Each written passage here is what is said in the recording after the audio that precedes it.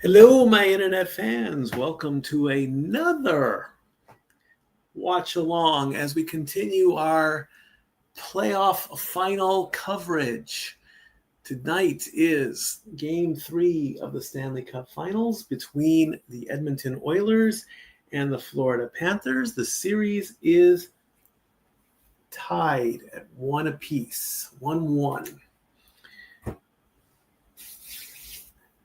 This is like my fourth podcast in 4 days, or my sixth podcast in 7 days, or I don't know how long it's been, but we're here on a summer stormy day in Sevier County.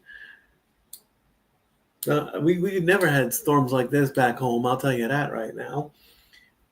Summertime, it was just hot, and that's all it was.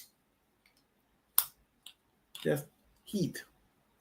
No rain. Well, in East Tennessee, it rains. So how about that? All righty. So, TNT's got Game 3. We'll have to go to a Game 5 because each team is 1-1. So, we're at least going to Game 5 on that. Let's bring up some news. Let's bring up the story from yesterday's game.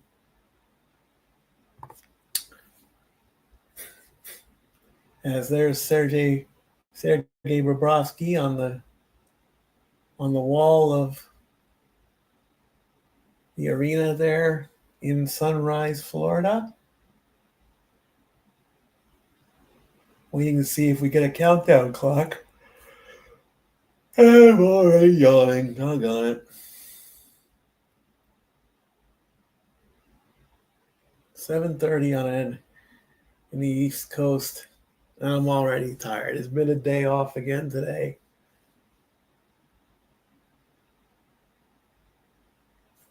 All right. So,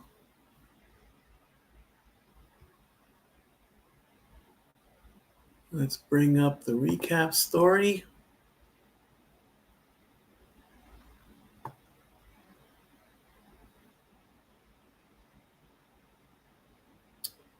All right, this is from ESPN. Game 2, Thunder open another big lead and keep control, topping Pacers 123-107 to even NBA Finals. This is written by the Associated Press. Dateline, Oklahoma City. This has been Oklahoma City's formula all season. Lose one game, respond in the next. If you remember, they were 16-2 in games where they lost one and then came back to win the next one. That's exactly what the Thunder did in Game 2 of the NBA Finals. Shai Gilgeous-Alexander scored 34 points. Alex Caruso added 20 off the bench. And the Thunder beat the Indiana Pacers 123-107 on Sunday night to tie these finals at one game apiece. Jalen Williams scored 19. Aaron Wiggins had 18. And Chet Holmgren finished with 15 for the Thunder. It was the franchise's first finals game win since the opener of the 2012 series against Miami. Tyrese Haliburton scored 17 for Indiana, which erased a 15-point fourth-quarter deficit in Game 1, but never made a push on Sunday. Miles Turner scored 16, and Pascal Siakam added 15 for the Pacers, the first team since Miami in 2013 to not have a 20-point scorer in the first two games of the finals. Game 3 is Wednesday at Indianapolis in what will be the first finals game in that city in 25 years. Gilgeous-Alexander's first basket of the night was a history maker. It gave him 3,000 points on the season, including the regular season and the playoffs. And later in Game 2, he passed New York's Jalen Brunson as the leading overall scorer in these playoffs at 514. But the real milestone for the MVP came a couple hours later when he and most everybody else on the Thunder got a finals win for the first time. As the clock reads 20 minutes and 34 seconds. Probably from when the doors open, because the arena looks empty. A 19-2 run in the second quarter turned what was a 6-point game into a 23-point Thunder lead. It might have seemed wobbly a couple of times.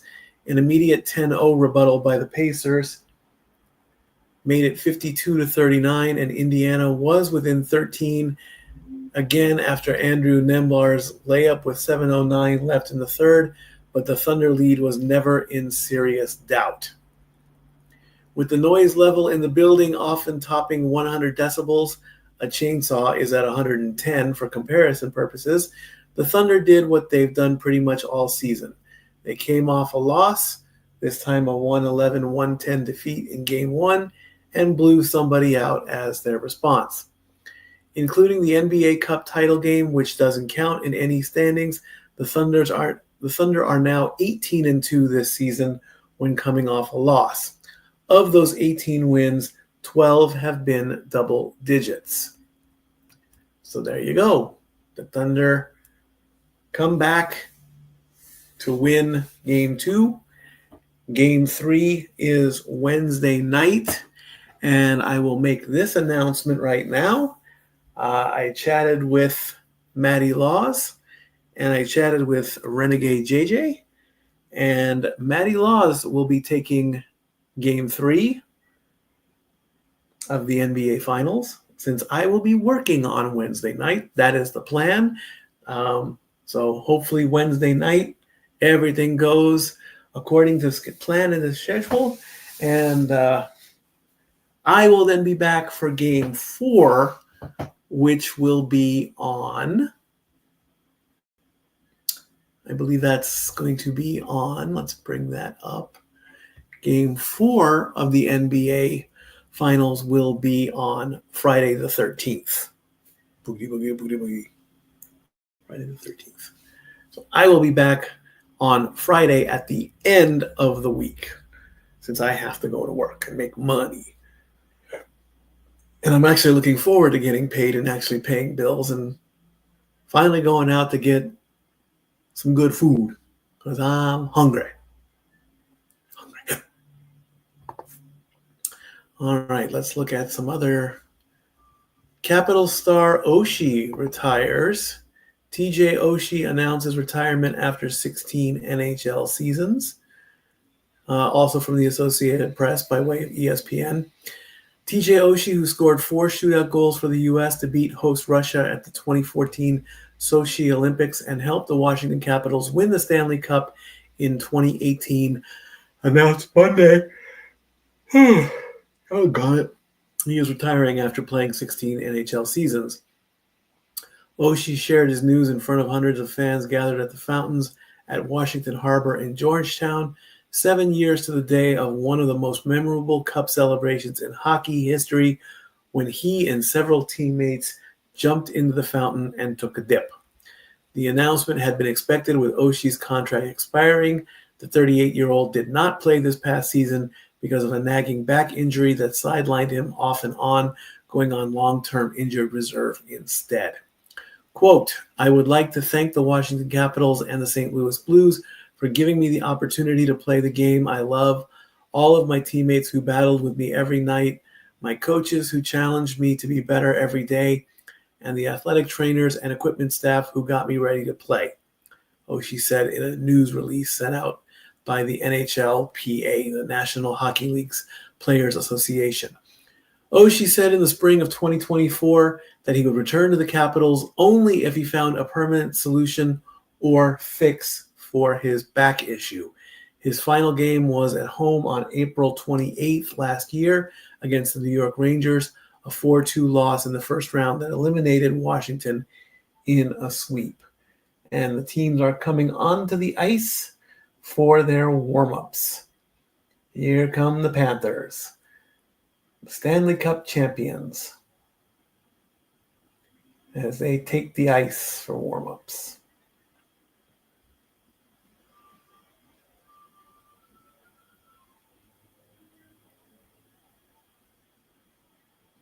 Ameribank Arena. That's what was the name of the building I wanted to see. Boy, they sound like I need a drink of water.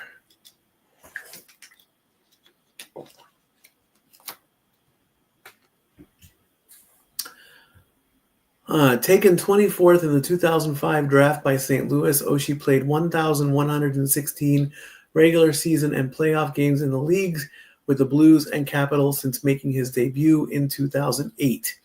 He had 336 goals and 428 assists for 764 points, including 29 goals during Washington's Cup run. Oshie made an international name for himself at the Olympic, earning the nickname TJ Sochi for going 4 for 6 in shootout attempts against Sergei Bobrovsky during the U.S.-Russia preliminary round game in that tournament. In the NHL, his biggest impact came after he was traded from the Blues to the Capitals in 2015. Oshie took on an immediate leadership role as a key addition to the core of Alex Ovechkin, Nicholas Backstrom, and John Carlson, helping the team make the playoffs in 8 of his 9 seasons there. Oshie's 76 power play goals in DC are the 5th most in franchise history. He scored 49 times in the shootout, tied for 3rd since it was implemented in 2005. So TJ Oshie, you deserve a break. You deserve to rest. You put in the work. Good luck in your retirement.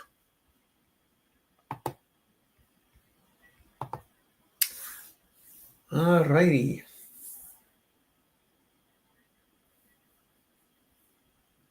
And there's Stuart Skinner on the ice.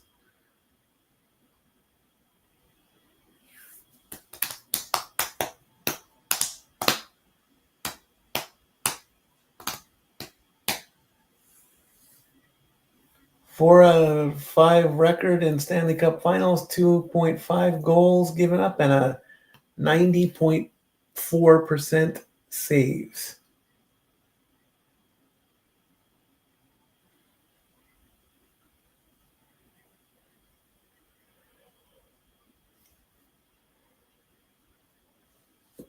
As the clock reads, 13 minutes and 6 seconds left to go, and I'm yawning again. It's been a day off again. You know, it's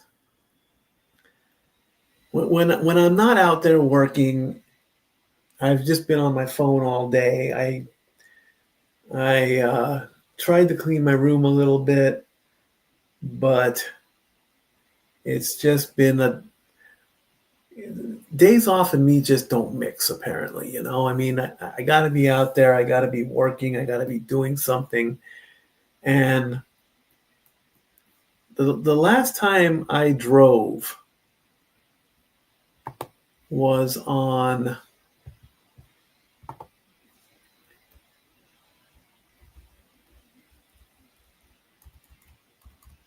May 17th at just before noon.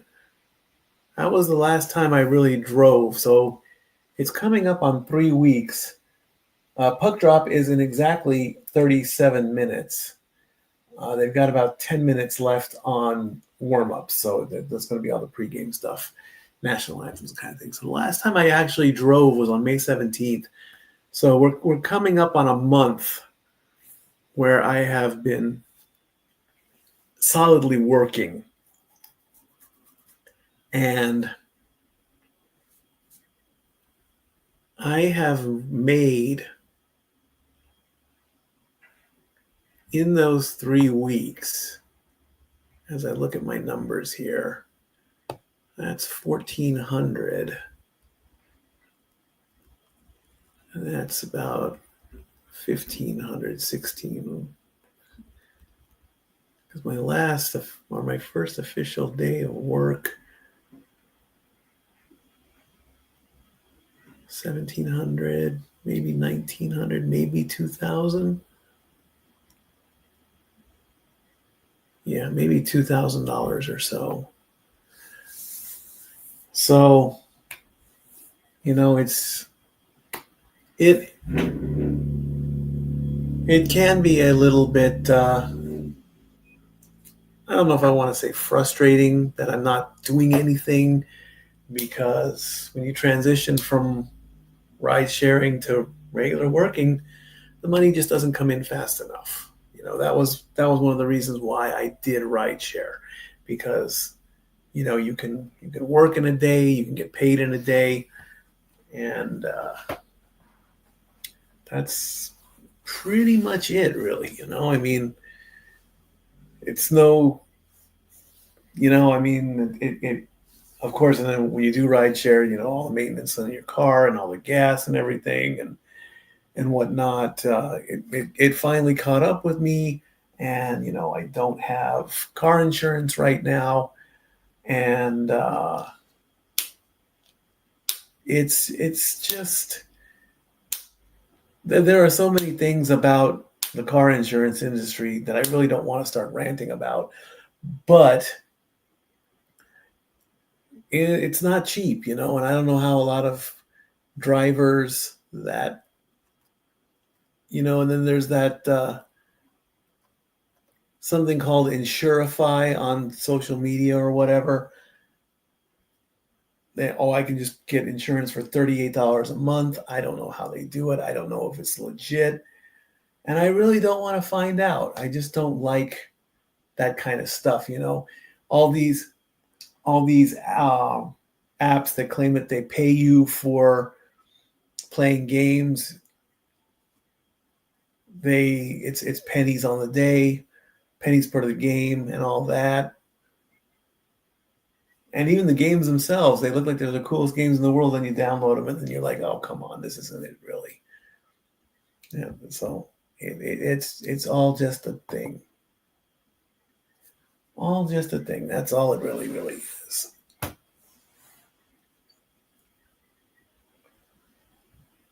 We're looking at the way one of the players laces up his skates. It looks like it's Skinner. Lacing up your skates as opposed to lacing up your boots.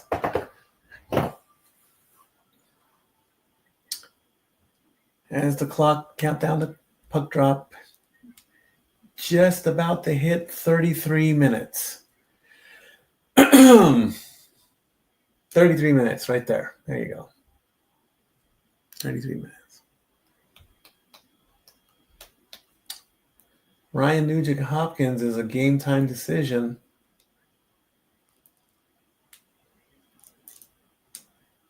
He might have crashed into the boards on game 2 from what I'm hearing.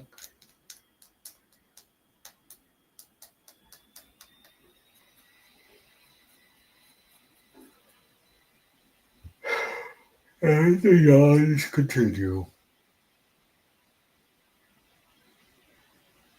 I am hoping that this game does not go into overtime, because that will be an NHL record, I think, to have 3 out of 3 Stanley Cup Finals. Let's look that up. Let's see. Has there been 3 overtime games in the Stanley Cup Finals? Yes. There have been 3 overtime games in the Stanley Cup.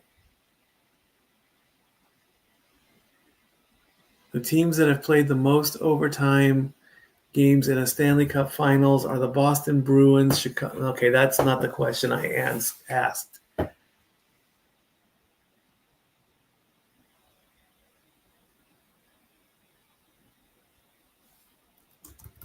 Series.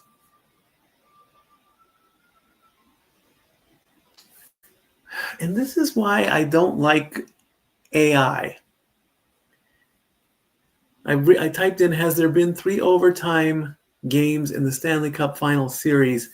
In the history of the NHL, there have been 17 series which have ended on a game-winning goal in overtime. That's not what I'm asking.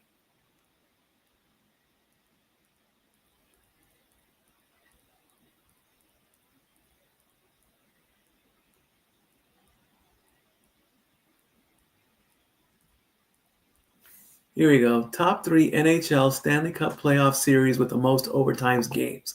Thank you, Sportskita. Jeez.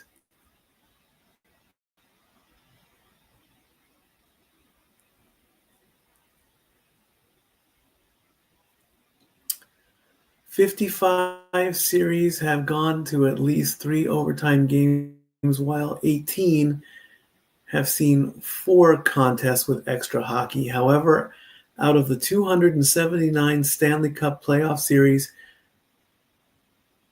with at least 2 overtime games, the following 3 series featured 5, which remain the NHL record.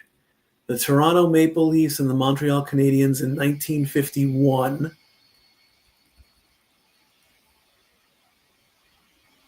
The entire championship series lasted 5 games, and every game went into overtime.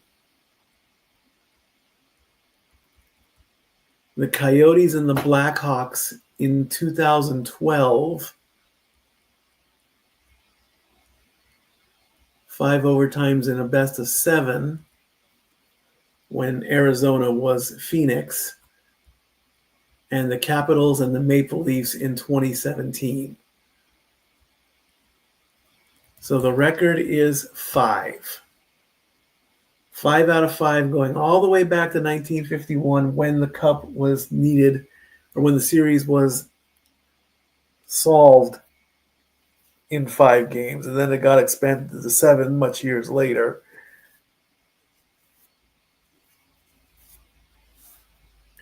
So we will see. And I'm hoping that it doesn't, because if it goes to overtime again, you'll see it. I'll show up to work tomorrow with bags under my eyes and everything, and they're like, "Oh, Mike, late night podcasting again?" Yep.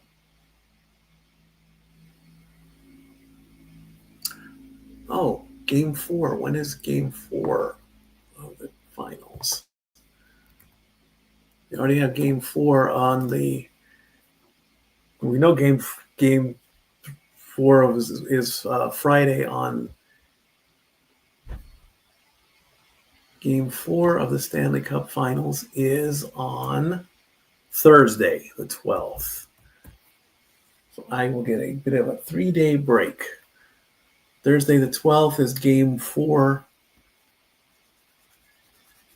And then the series could be over on Saturday, the 14th. And Monday Night Raw is getting ready to start on Netflix. Let's take a look and see what the Raw preview is. Jey Uso defends the World Heavyweight title against Gunther. John Cena will return to Raw. R-Truth is to speak for the first time following Money in the Bank. And Nikki Bella returns with a special message.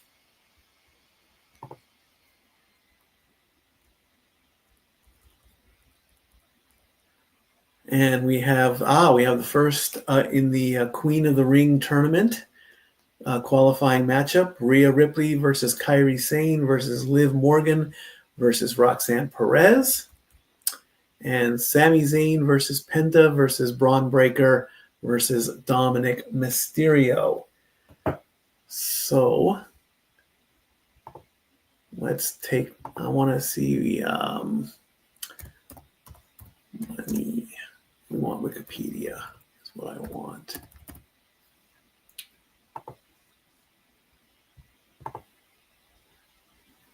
And Money in the Bank 2025.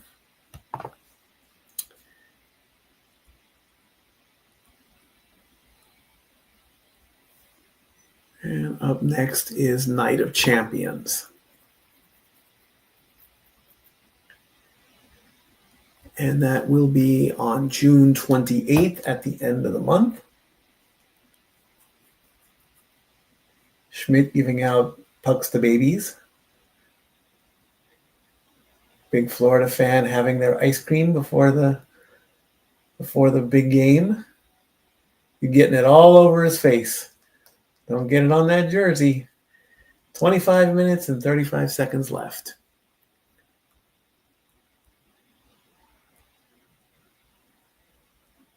King of the Rings and Queen of the Ring tournament final. So there will be 4 fatal four-ways. And then the winners of those fatal four-ways will face off in the semis. And then at Night of Champions, we'll have the King and Queen of the Ring. So that's how that will go.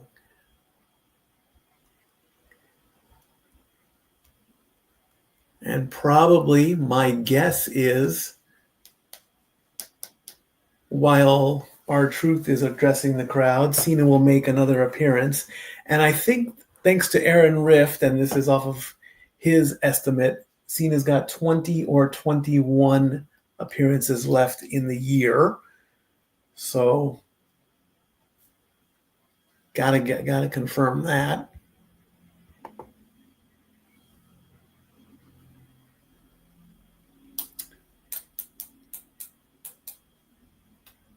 I cannot wait for Friday to get here so I can get paid and take care of some bills. I cannot wait.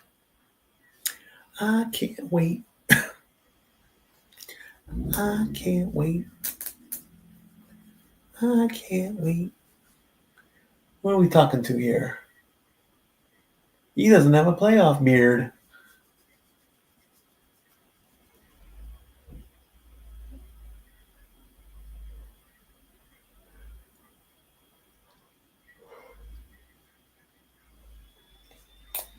Oilers on my bucket list from Canada. Here's an issue I've had. So one of my bills is my Target MasterCard, and it almost went into collections, but I made some kind of deal to where I could pay it off a little bit at a time. But now I have some credit on it, but the card is not working, and the issue is with their call center, and they are swearing up and down that my card works, and every time I go to use it, it comes back inactive or declined or whatever, and it's frustrating. It's very frustrating, is what it is. And it's just another life thing, really. You know, it's like, if it's not the credit card people, it's the insurance people that are getting me, and I don't like it. I don't like it one bit. And I don't like it at all. So Netflix is getting ready to start Raw. Excuse me while I quickly grab my phone real quick, while I turn off this real quick. Say his name and he appears. I believe Joe Henry.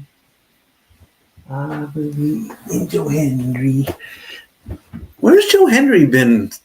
Haven't seen him recently either. I'm kind of worried about Joe Henry.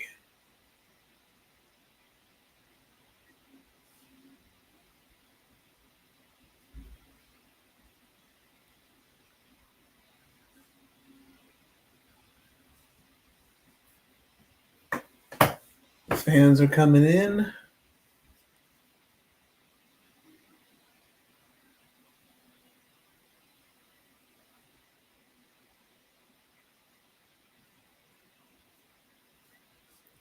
Guy's got a hockey goal light on his head. The suits are out.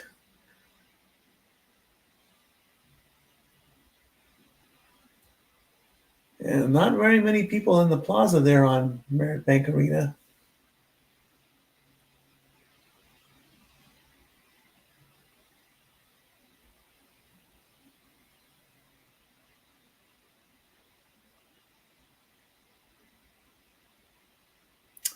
Yep. See, I don't have Netflix up here. Or do I? Do I have Netflix up here?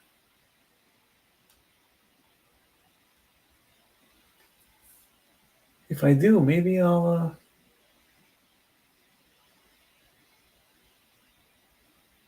I mean, Puck Drop's only 20 minutes away.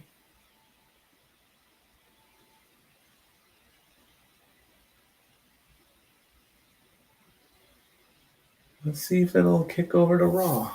I'm kind of curious. Well, there's my profile.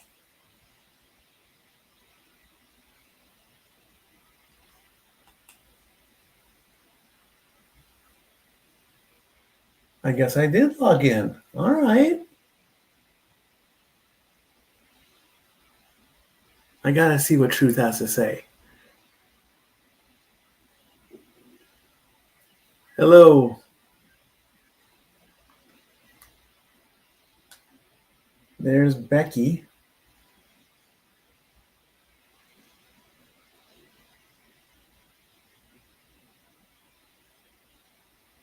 And there's Nikki. I'm wondering why.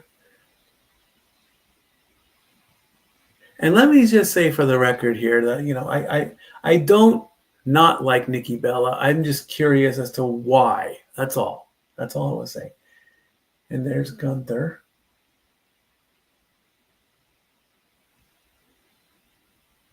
I guess we're getting a and there's the World Heavyweight Champion with his son following him. I just want to know what the opening segment is. I know I should be covering the Stanley Cup Finals, but Puck Drop's not for another 20 minutes or so.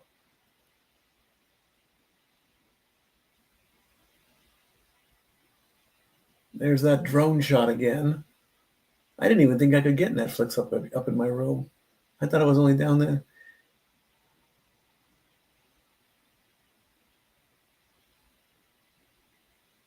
Yeah, we know what happened in Money in the Bank. Get on with it already. Otherwise, I have to go back.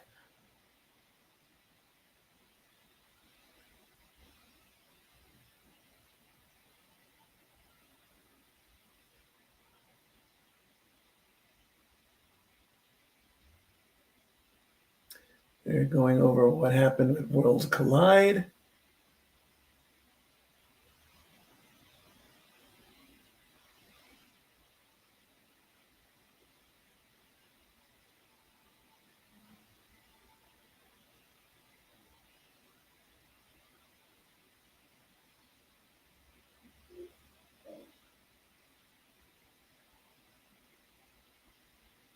That looked like Tortilla.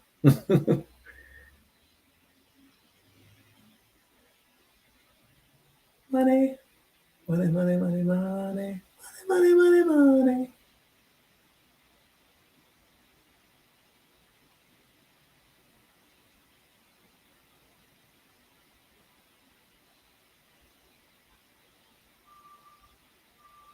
Naomi wins Money in the Bank.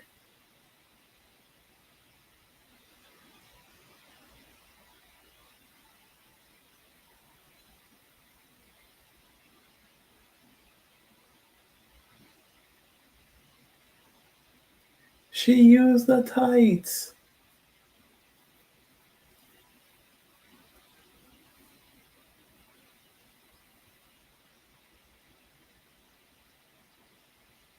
German suplex.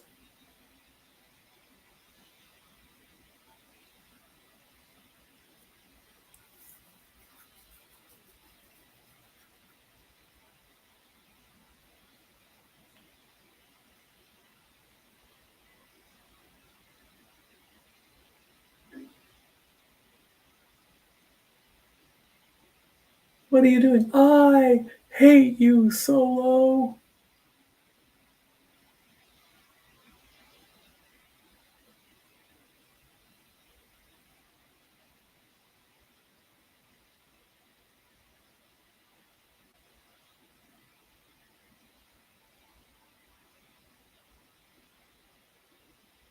Yeet. Oh. That was an amazing shot with the drone in his hand. I still don't know how he did it.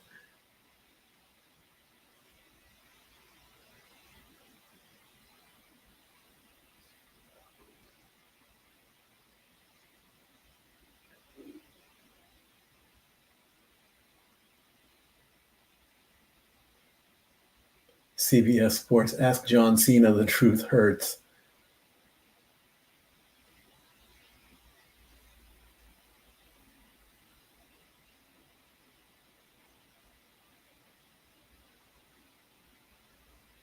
And the arena goes dark.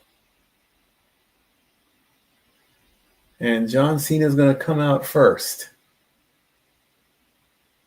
as the crowns are on display.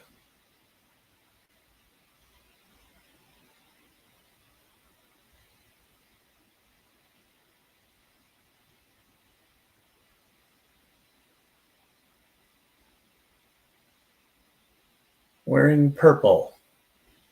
He's wearing Laker colors.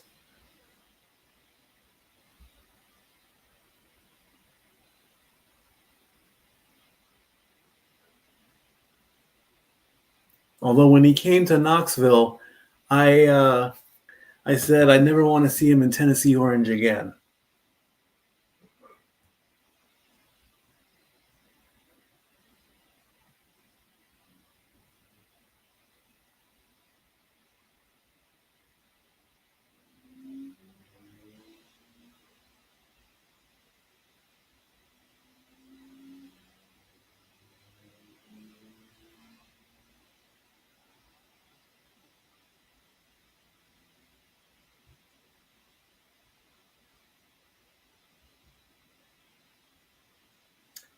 Just standing there, cutting off the music, looking out over the crowd.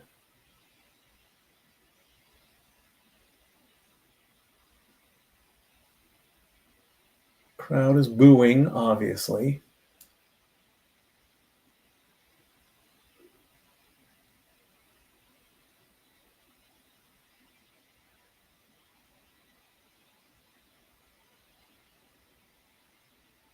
Oh, they're in Phoenix.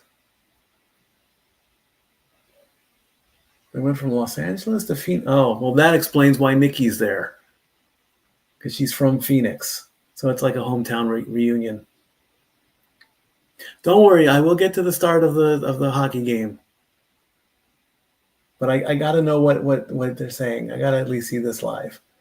It's a great filler.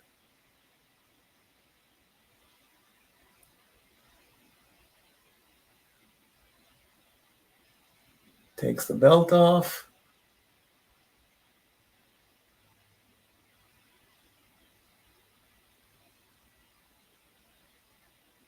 I almost want to say that just because he has number 17, I almost want to say he's not the greatest of all time, but I don't know if I want to play that card right now. Because that could set off the whole Tom Brady situation with me.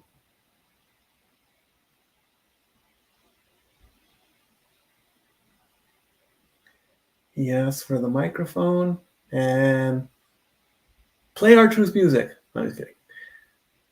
Come on, John, before I change the channel, start talking. Let's go. Anytime now, John.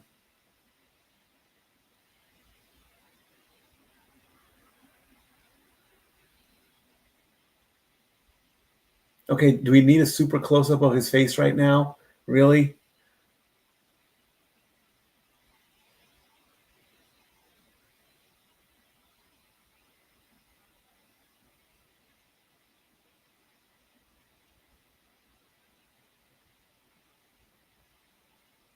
You teach me something every time you open your mouths.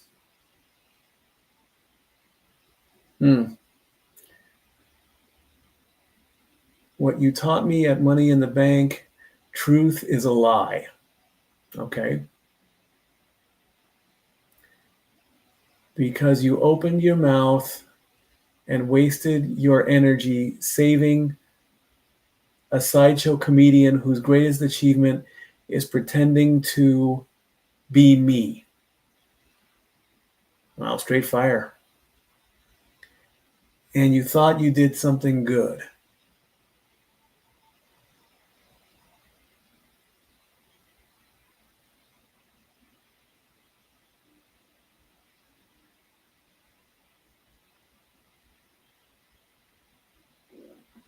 Do you think that actually accomplished anything?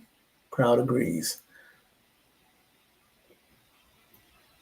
You are all spineless keyboard warriors. You are ignorant armchair activists. Oh, wow. And you do not have any real power to change anything. Oh, really?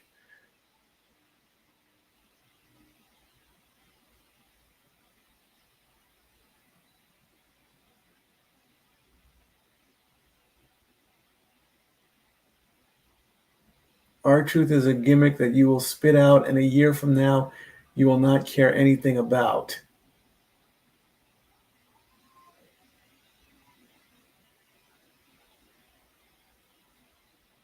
Our truth is you'll never use me to benefit one of your garbage pity parties ever again. This is my farewell tour, damn it. Do you hear me?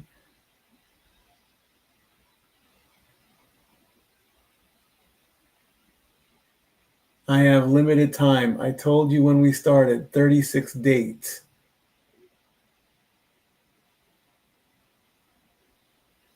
And the last time we counted was the Raw after WrestleMania, down to 27. Since then, I've been to Fort Worth, Dayton, St. Louis, Tampa, Knoxville, Bakersfield, Los Angeles, and now Phoenix. 19 dates. Well, I got my answer. 19 to go. This is almost over. We are halfway done. And if you want to accomplish something, don't waste your voice and send me the friggin' class clown. Use your voice and send me competition. All right. Because the way I see it, everyone you have cheered for, from R-Truth to Cody Rhodes to Randy Orton, I have shut your mouth and beaten the best. And out comes CM Punk. All right, that's where I got to cut it.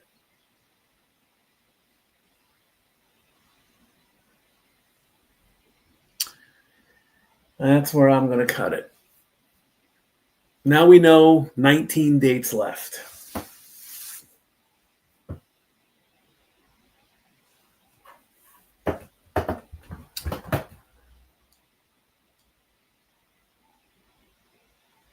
All right, go back over to DirecTV. Well, I still wanted to hear what Truth had to say, but all in good time.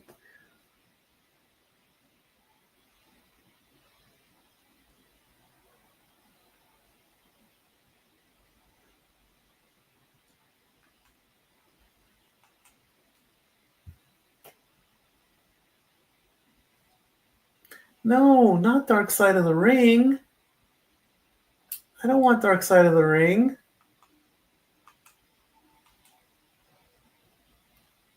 Thank you. Oh. Just in time for the national anthem.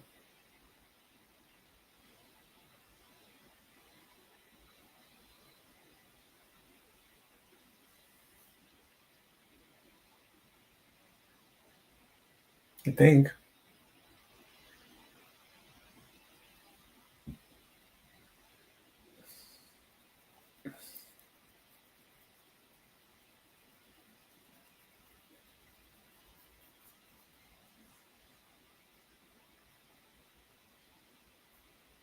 So they've got turntables set up.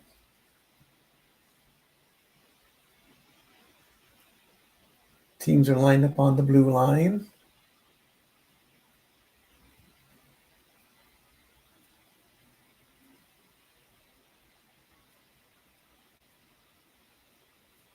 As we introduce the starting lineup, there's Coach Knobloch for the Oilers.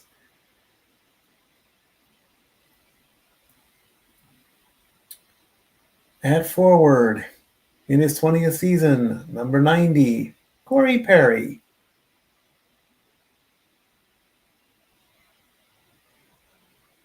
In his 14th season, at forward, Ryan Nugent Hopkins, number 93.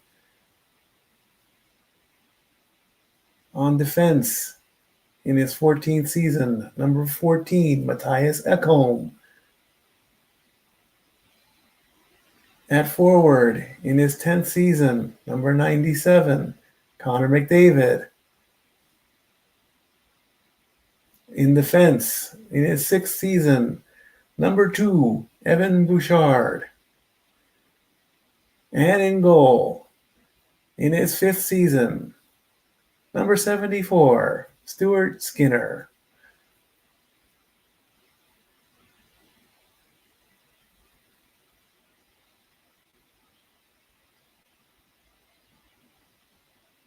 Everybody stand up and salute the defending champion, Stanley Cup Finals winners, Florida Panthers.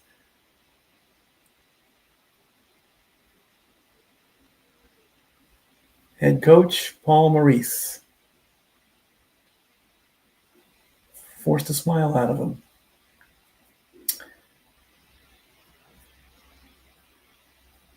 At forward, in his 12th season, number 16, Alexander Barkov.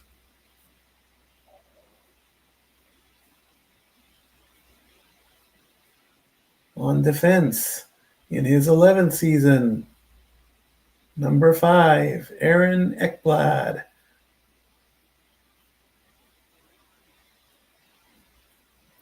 On defense, in his 8th season, number 42, Gustav Forsling.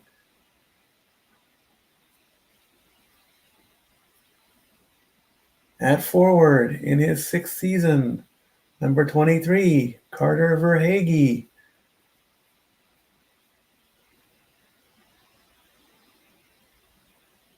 At forward, in his 11th season, number 13, Sam Reinhart.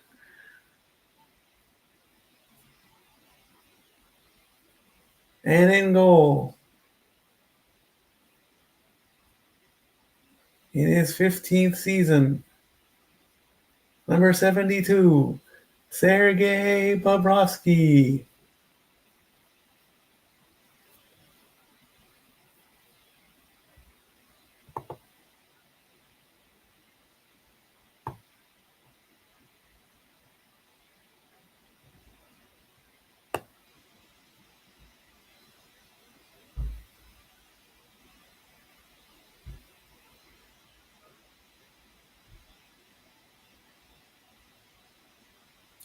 Oh my. Please turn your attention to the ice and welcome tonight's hero among us, 101-year-old World War II veteran, Technical Sergeant Sidney Edson, United States Army Air Corps. Thank you. 101 years old. What is this? Oh, that's for the finals. Okay, good.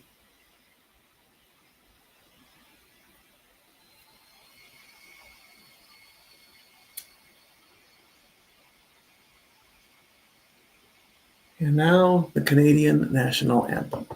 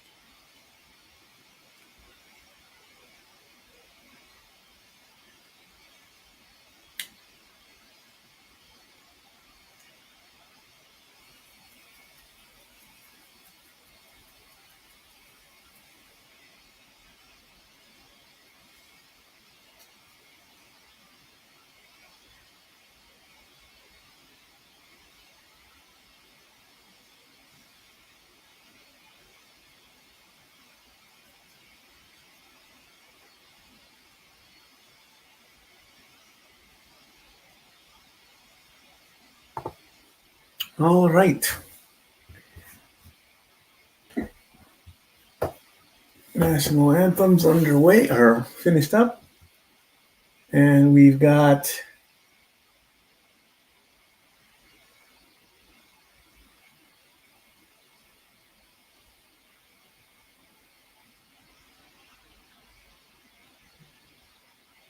they're banging the drum in Florida, getting the fans fired up.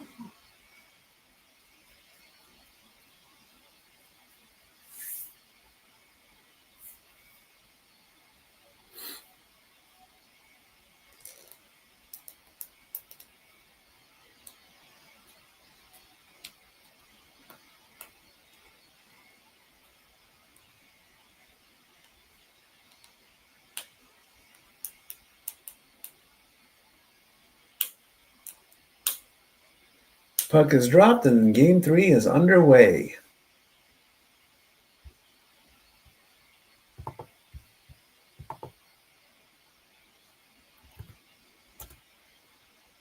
Oilers have it, send it in. And right off the bat, Bobrovsky shuts it down.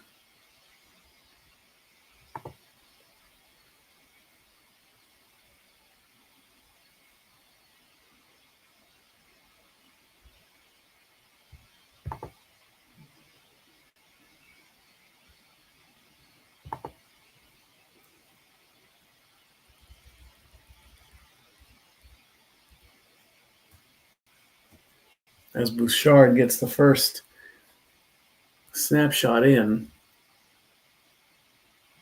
Why they haven't given him credit for that shot yet, I have no idea. Oilers retreat back into their zone. Florida up to center ice. Tripping over the blue line. Another shot and another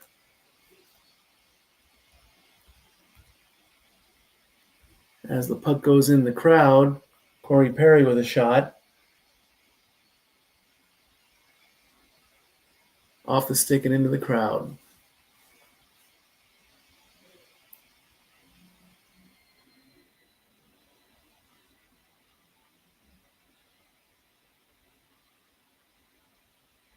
To the left of Bobrovsky, 19:25 to go.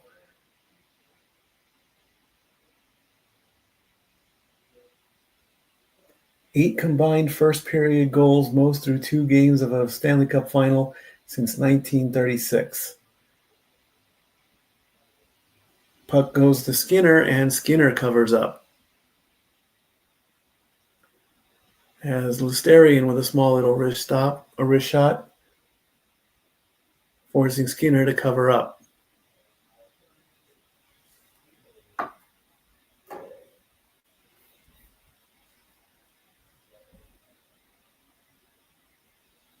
.1913 left. To the left of Skinner. Panthers have it, going behind the net, trying to clear. In front of the net, and we've got us goal!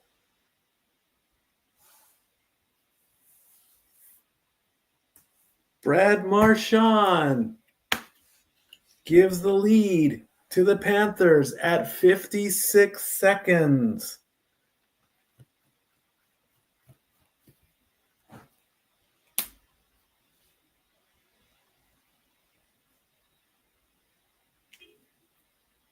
They win the faceoff, dance around the back, Marchand right in front of the crease. Everyone's all over. Panthers take the 1-0 lead. And it looks like it's unassisted at 19:04, or at 56 seconds. Back to center ice we go. Marchand gives the Panthers the first goal of the game.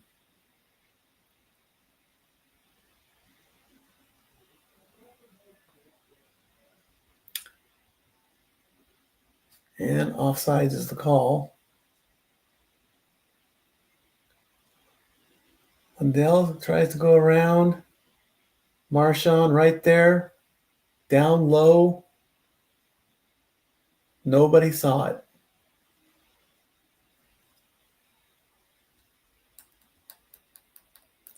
Puck back at center ice. Florida has it.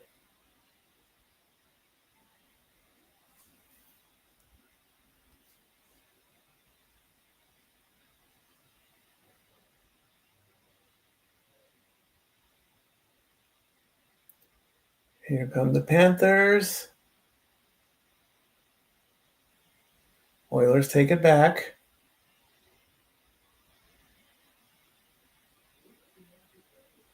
Panthers have it again. Or Oilers have it again. Big crash in the corner. Panthers coming up through center ice.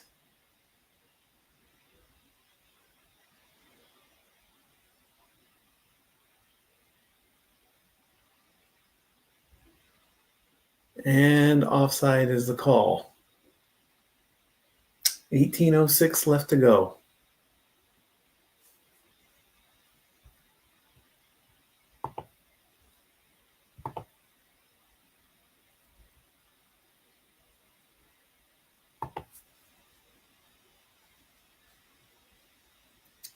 Face off in neutral ice. Henrique versus Greer. And the Panthers win that one.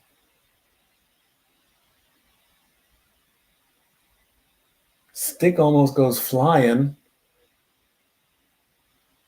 Panthers around the back of the neck again.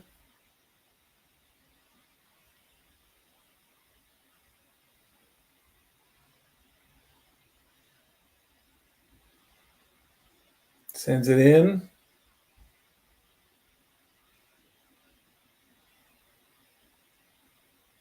Panthers backing up a little bit. We're getting it back on side. Skinner out of his crease. Here come the Oilers.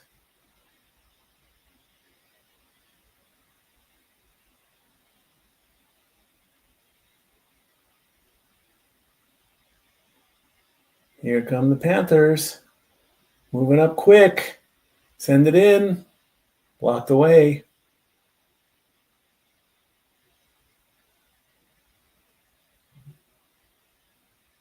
Lundell and Lasterianen got the assists on the Panthers goal. Oilers put it up. Ekholm with the shot. Bobrovsky blocks it.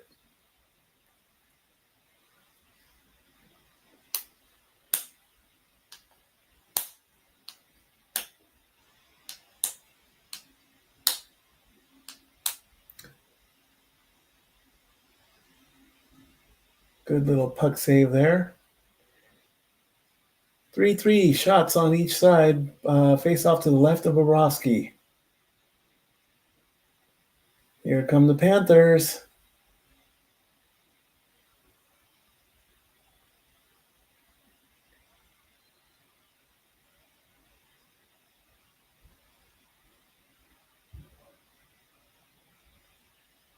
And we've got a penalty.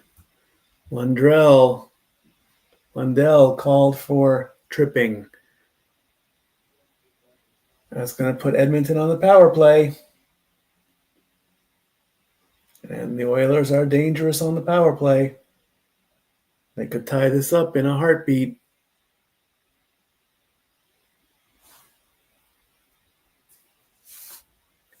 Two minutes for tripping.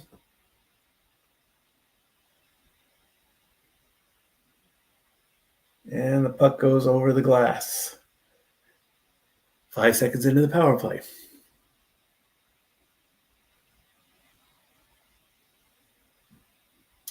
Draisaitl, Nugent Hopkins, McDavid, Perry, and Bouchard. The refs are talking it over. Don't let this be a delay a game. Come on. Okay. Yeah, me again.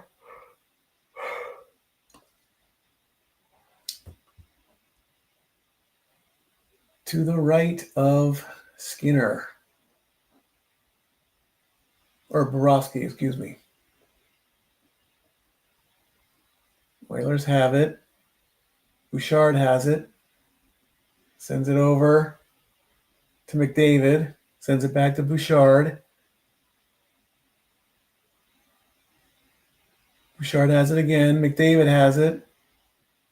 McDavid misses that one. That's going to kill some time.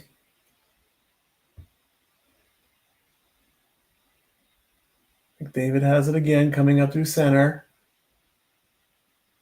In the corner. Loses it.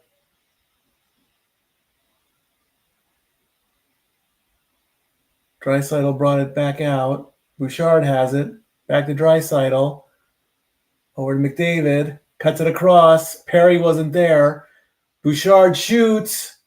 Blocked. Bouchard with it. Sends it over. Coming around for a wrap. To Connor McDavid. Blocked. Rebound. Blocked. Somebody broke a stick. Bouchard has it.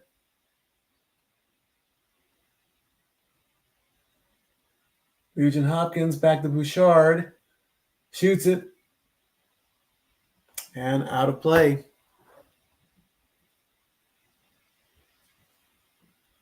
.30 seconds left in the power play.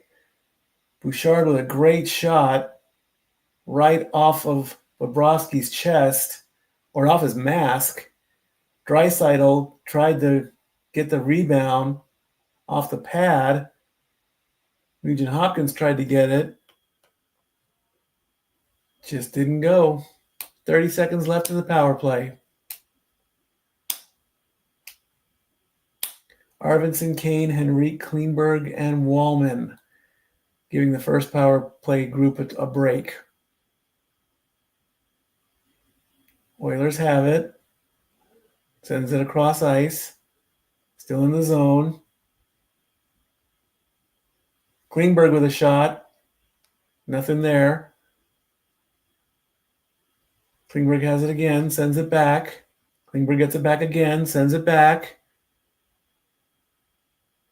Klingberg and Wallman going back and forth, but something happened.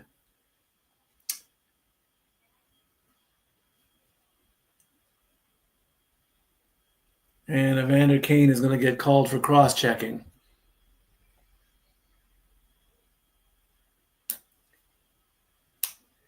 So that's going to chop down the last 10 seconds or so. It's going to be a quick 10-second 4-on-4 before the Panthers go on the power play.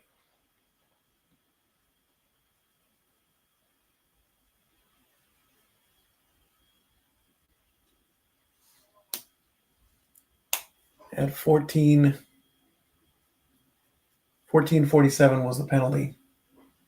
Or at 5:13, sorry. To the right of Skinner. 4-on-4 for 9 seconds. Oilers have it. Panthers now on the power play.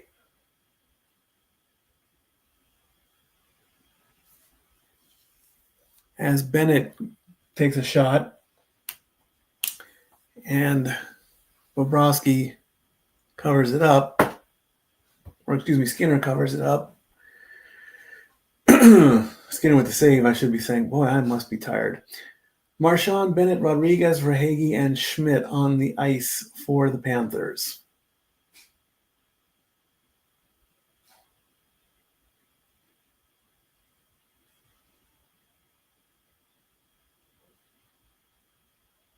And the puck is cleared.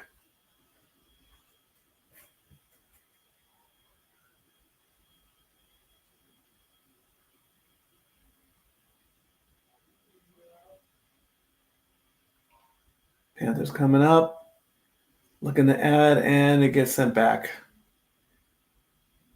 Waiting to get the Panthers on side. And another whistle gets blown. Why now? Because they were offsides. That's why.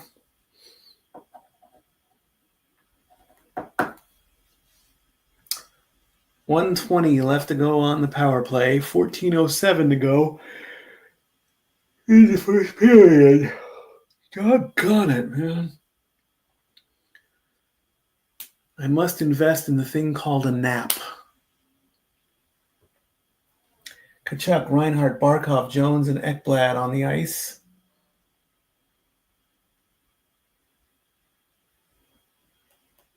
Ekblad trying to send it around to Reinhart. Back over to Ekblad, who gives it to Barkov, who sends it around as Jones catches it. 1 minute left to go on the power play. Tkachuk has it. Sends it over. Reinhart was there. He just missed.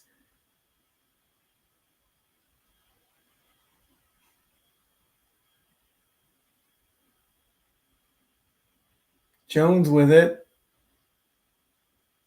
Sends it back to Ekblad. Ekblad gets it back. Back over to Jones.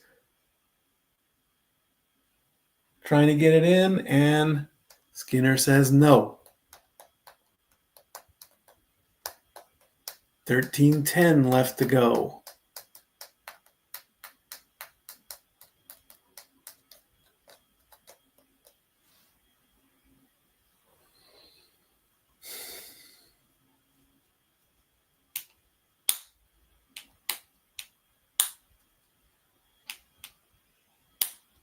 .23 seconds left on the power play.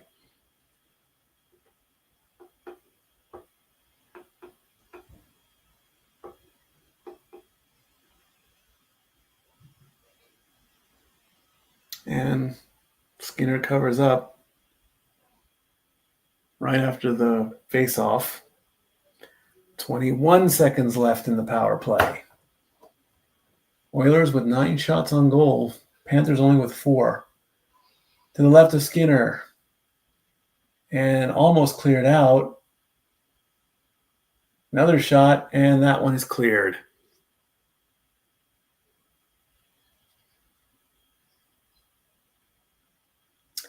Five, 4, 3, 2, 1.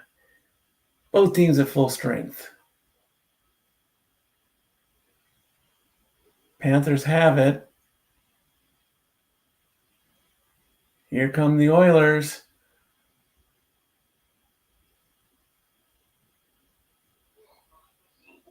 Panthers, and that's probably going to be icing. Yep. 12:27 left to go in the first.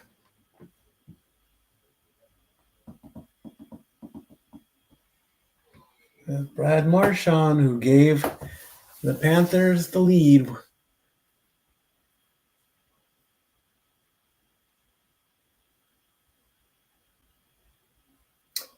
To the right of Bobrovsky.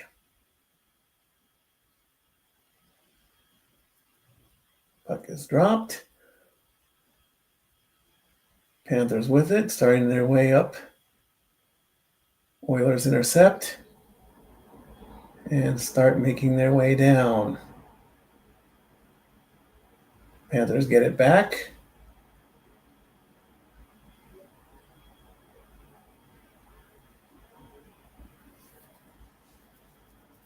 And it looks like Kane did it again. High sticking against Evander Kane is going to put the Panthers back on the power play as we go to a TV timeout with 12:06 left to go. Be right back. And now for a taste of things to come.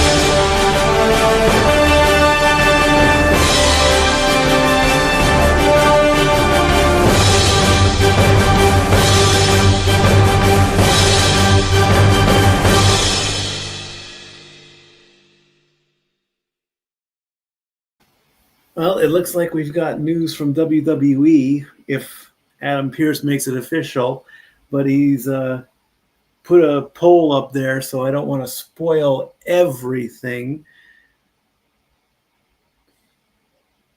because I might get in trouble. So if the news drops, I'll announce it. How about that? If it's made official by the end of the game, I'll announce it. All right, Florida on the power play. Thanks to Kane with his high sticking.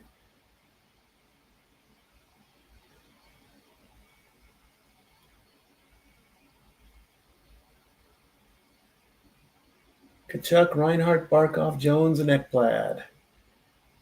Oilers intercept, and they clear.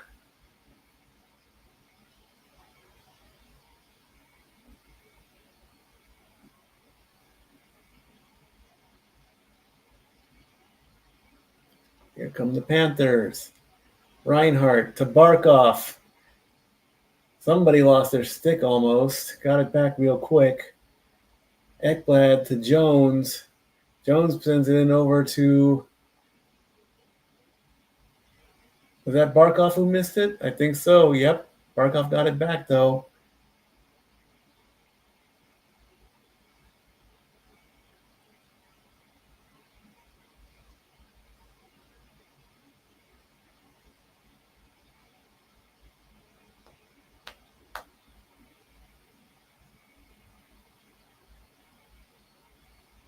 And almost cleared. It stayed in.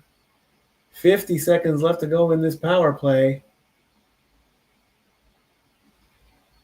Panthers put it in. Nope.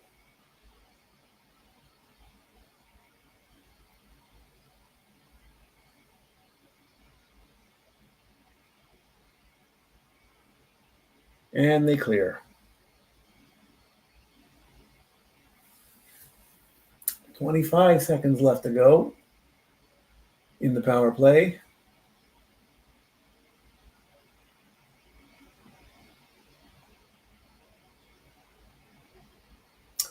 Oilers intercept. Are they going to go for the Shelley? Nope. Panthers broke that up real quick. 5, 4, 3, 2, 1. Oilers back in full strength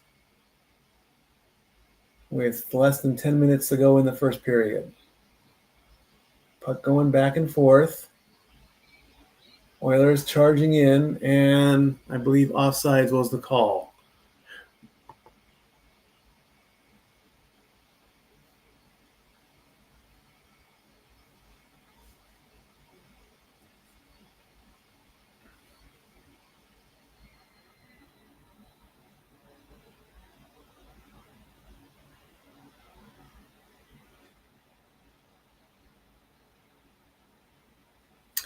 And they've gone to another TV timeout. So I don't know what was said between CM Punk. I don't know. I'm getting things off of social media here. But it looks like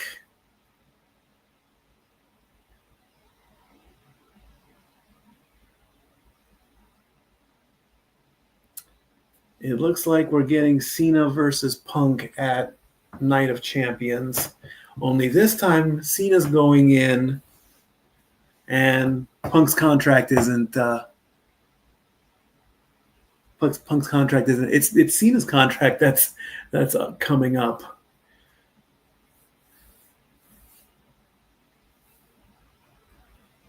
So that'll probably be made official by the end of the night.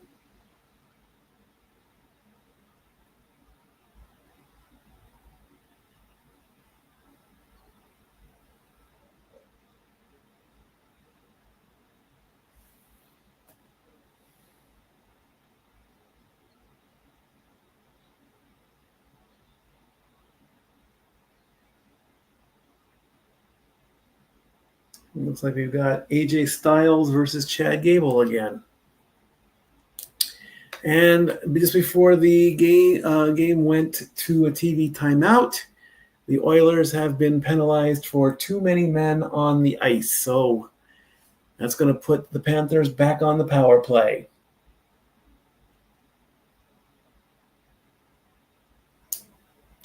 And the coach is none too happy about that.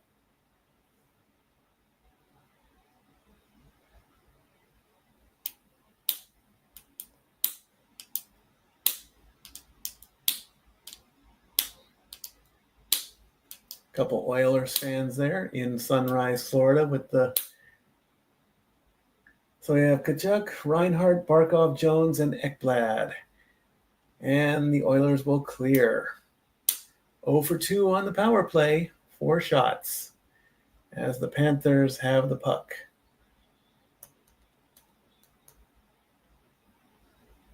Here come the Panthers.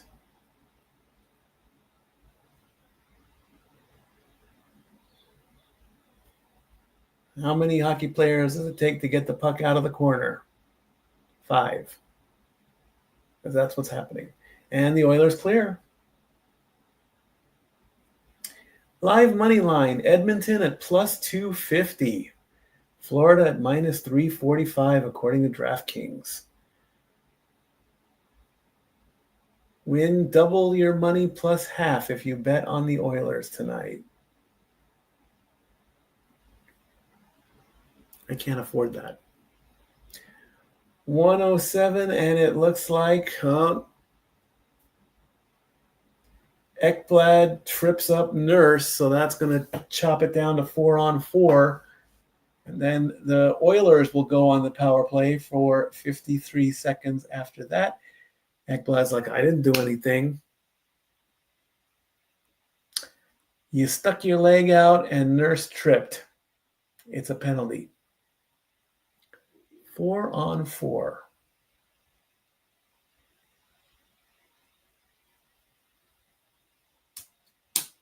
With 8:58 left to go in the first.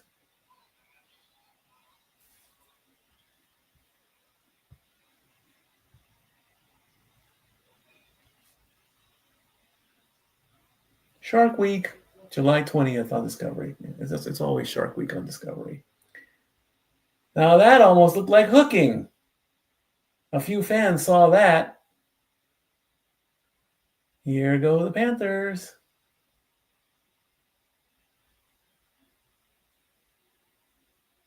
Quick, and Panthers still have it, but they send it back. Klingberg coming up with it. Tried to clear. Nice hit there. Puck goes behind the net. Sends it in.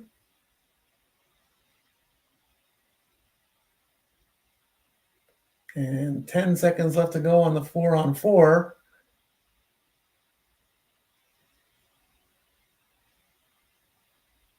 Oilers fight back. And the Oilers are now on the power play for 53 seconds. Bouchard with a shot. Blocked. Draisaitl, Nugent Hopkins, McDavid, Perry, and Bouchard on the ice as Bouchard brings it up through center. Passes it back to McDavid. Over to Draisaitl. Over to McDavid. And the Panthers clear. 15 seconds left to go in the power play. 10, 9, 8. Oilers trying to come up. McDavid. Over to Klingberg. They clear one final time. And both teams are at full strength. With 6:50 left to go in the period.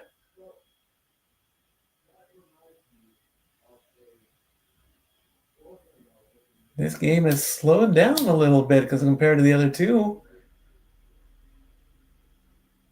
at least in the first two periods of the first two games, there were a lot of scoring being done. 6 penalty minutes so far for the Oilers, 4 for the Panthers.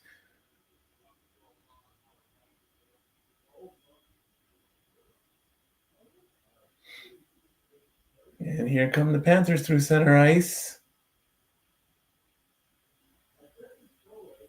Trying to get on the lead even more, trying to add to their lead. Oilers got it, coming back up. Send it down. Bobrovsky out of his crease. Panthers get it back with less than 6 minutes to go. Skinner out of his crease.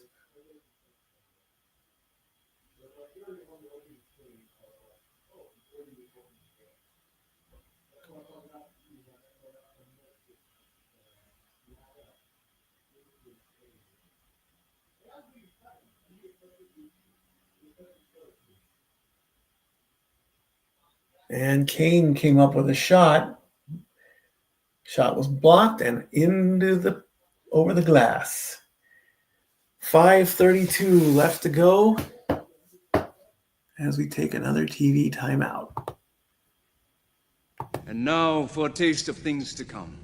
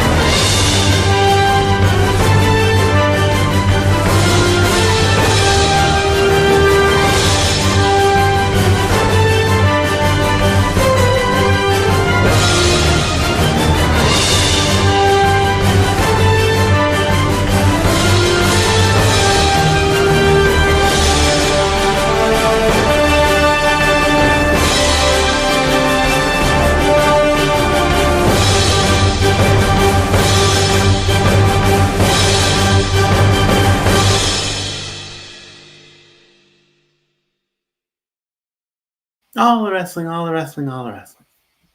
All the wrestling. And all the hockey. And all the basketball. And in the fall, it'll be the World Series.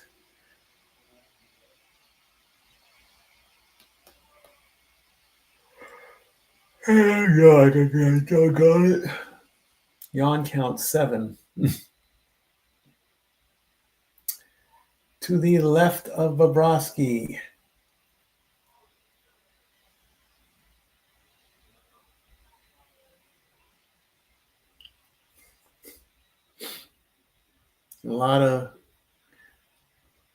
And we're going to have another penalty. Oh, great.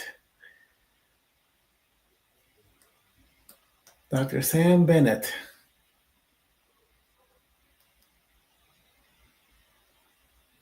Yeah, that looked a bit high. That's going to put the Oilers on the power play.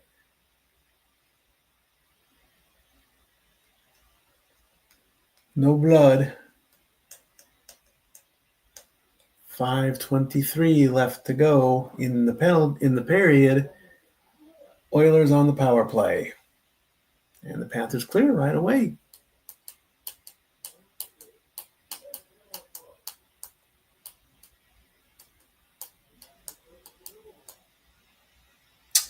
Draisaitl, Nugent, Hopkins, McDavid, Perry, and Bouchard. McDavid's got it. Sends it over to Draisaitl, who sends it to Bouchard, who sends it over to Perry,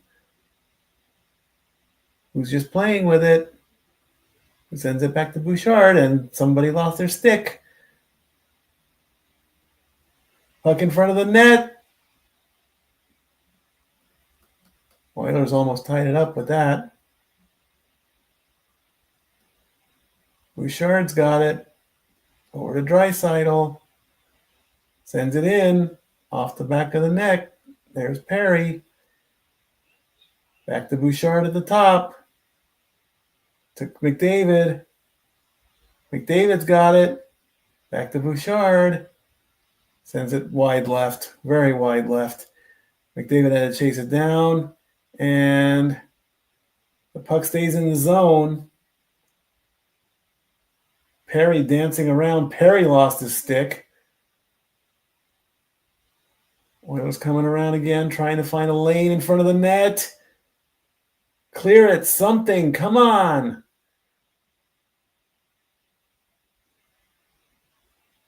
Bouchard with a shot. 89 miles an hour. Bouchard has it again. Sends it over to Draisaitl, who whiffed on it. Trying to send it back. McDavid sends it, and it's out of the zone with 5 seconds left. So that's going to end that power play. 0 for 3 on the power play. With 3:18 left to go in the period.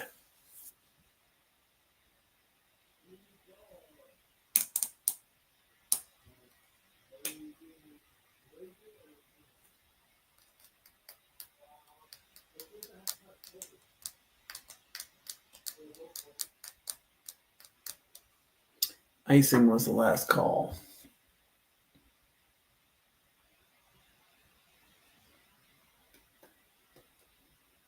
$11 shots for the Oilers, 8 shots for the Panthers.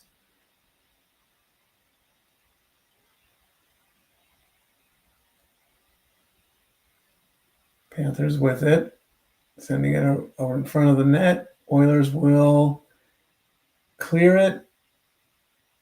Panthers will get it back as Kane gets into it with somebody.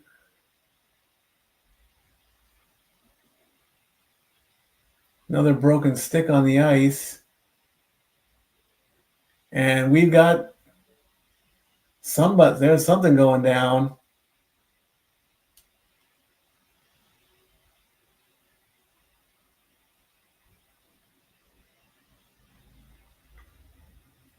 Action went away from whatever action was happening with Kane.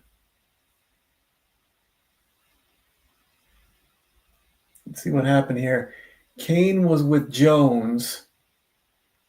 Bobrovsky got knocked down somehow. Who was that? 33. They knocked down Bobrovsky. It was Arvidsson. Arvidsson bumped into Bobrovsky. So that might be goaltender interference.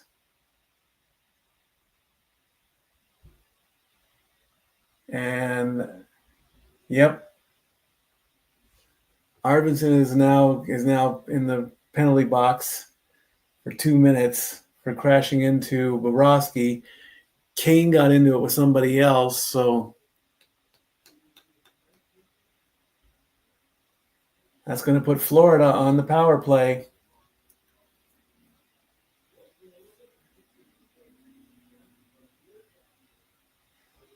Shot goes in. It's a good shot, though. Verhaeghe with it. Over to Rodriguez.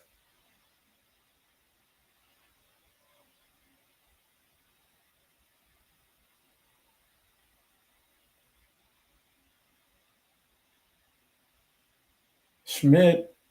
Over to Verhaeghe. Shoots. Scores! A power play goal. 30 seconds in, and the Panthers double their lead.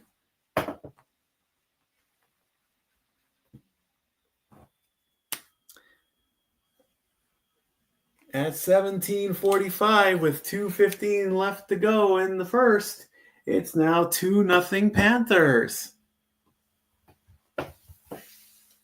Rodriguez to Schmidt to Verhaeghe off the upper left corner. 1 and 2.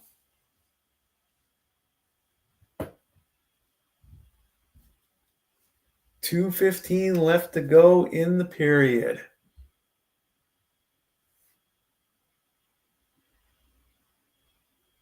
Way to use your brains.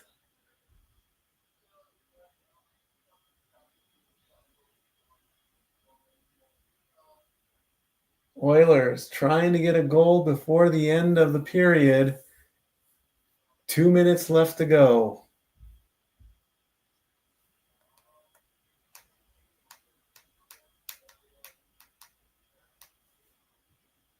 Oilers coming up through center.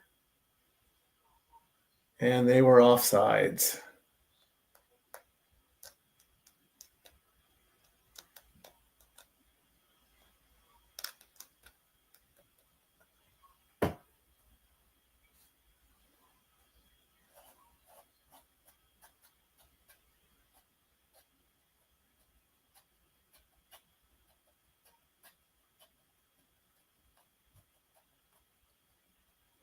Schmidt to Rodriguez. Over to Schmidt to Rodriguez. Back to Verhaeghe. Off the post, not off his head. 1:40 left to go.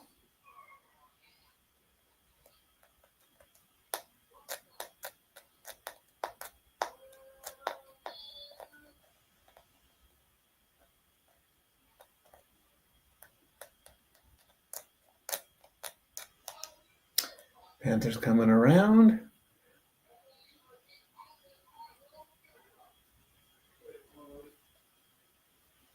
Oilers with it. Crossing the blue line.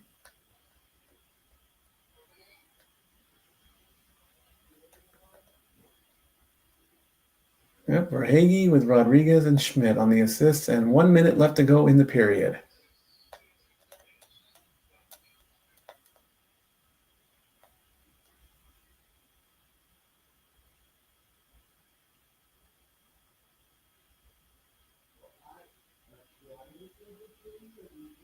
And offside was the call. 41 seconds left.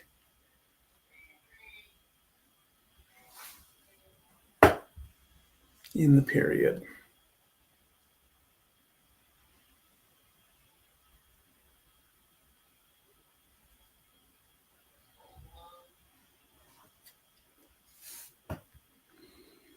That's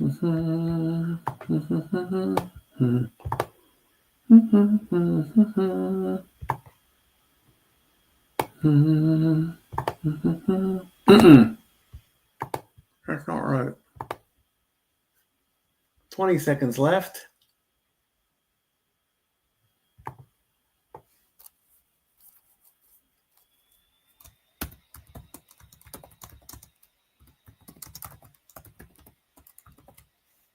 Five, four, three, two, one. Not much happened there at the end. And we have reached the end of the first period. Oh, we're getting fights now. That's great. That's great. Helmets are coming off. It's taken them 3 whole games to start doing that.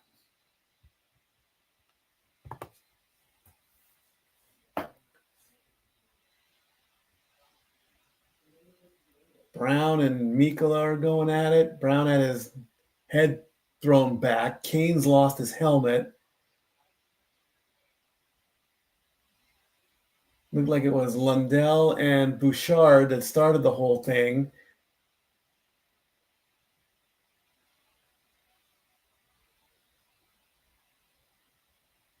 There may be some unsportsmanlike conduct penalties coming to start the second quarter period.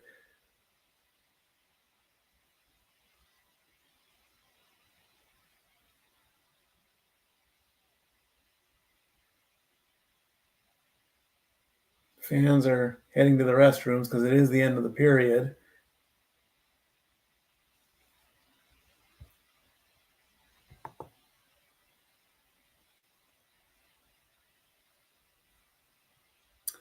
And it looks like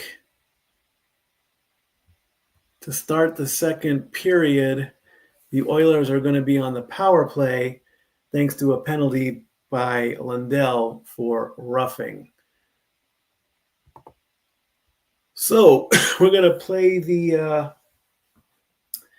we're on intermission here, so we'll take another break, go over the stats, and see what's going on at Monday Night Raw again. So we'll be right back. And now for a taste of things to come.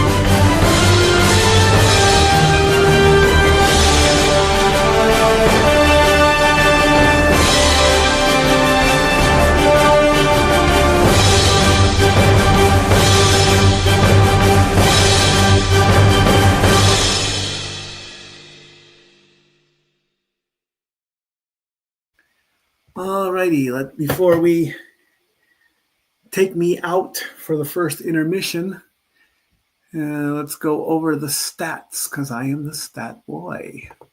That's me. Alrighty, 12 shots for the Oilers, 10 shots for the Panthers, 11 hits for the Oilers, 6 for the Panthers. The Oilers have won 17 faceoffs. The Panthers have won 10. 63% to 37 in favor of the Oilers, and face-off percentage wins. 4 power plays for the Panthers, 3 for the Oilers, 1 goal for the Panthers. 8 total penalty minutes for both teams. It would have been 8-6, but Lundell got called for roughing. And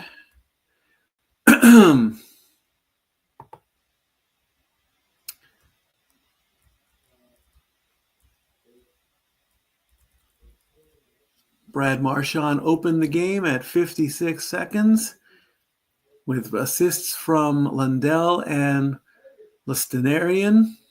And then Carter Verhaeghe scored on the power play to make it 2-0 with assists from Rodriguez and Schmidt. Bobrovsky is perfect at 12 out of 12. And Skinner is 8 out of 10. And as far as penalties, wow. 1, 2, 3, 4, 5, 6, 7, 8. Well, I just said that because it was 4 for each. Lundell for tripping, Kane for cross-checking, Kane for high sticking.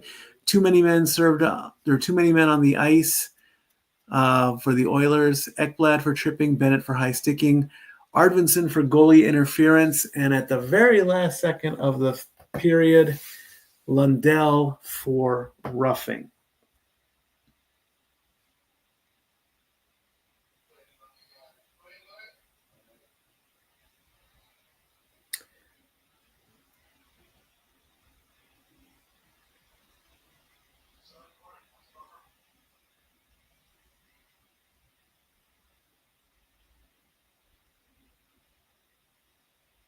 I gotta hear what he says here.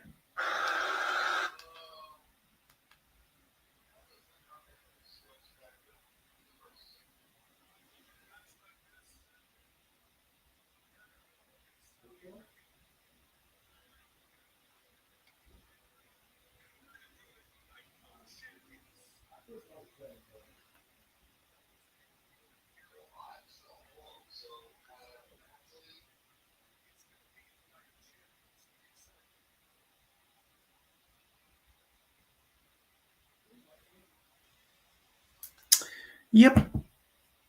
That's the way it's going to be at Night of Champions. I wonder if I have the stats on Cena and Punk at some point. Let me look at my archives here. Money in the Bank stats, Mania stats.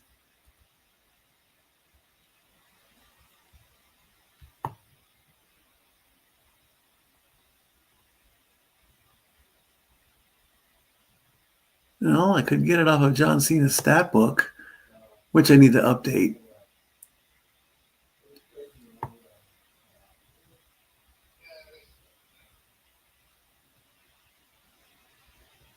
I don't think I did a book. Did I do a book on Elimination Chamber? There's the Rumble stats. Let me open that. Did I? Oh, no, that's the overall Rumble stats. That's not the 2025 Rumble. Well, if I have to start writing the stat sheet down on Cena and CM Punk, oh, wait a minute. I can do that. I can do that from John Cena's book. Why didn't I think of that?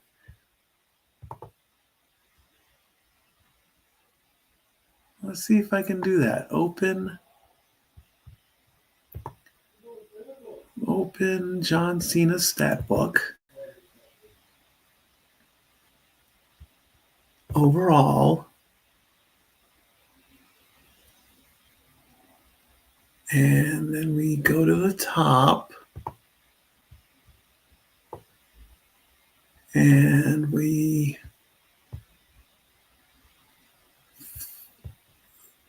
select all and filter. And we search CM Punk.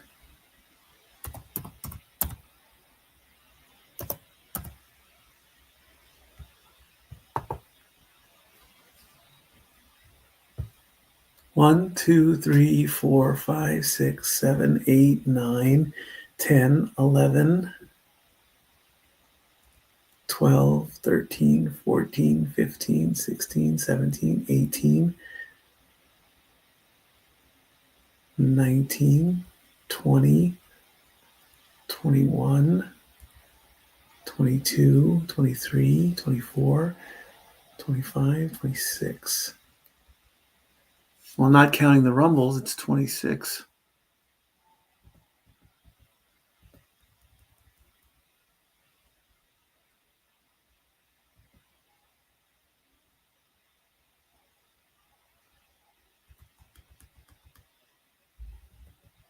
That was Night of Champions. How did I put that as no contest?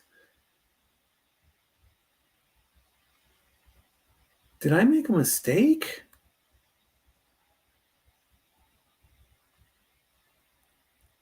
Why did I put that as no contest when that was clearly a loss? Oh my gosh. Am I botching on air? Oh my gosh. How did I go back to Wikipedia? Oh my gosh. I can't believe I messed that up. Night of Champions 2012.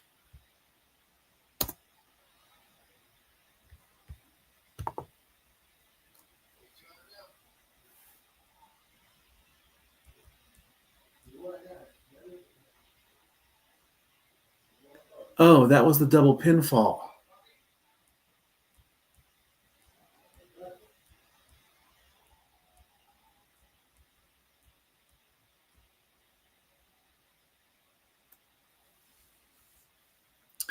Cena executed a bridging German suplex.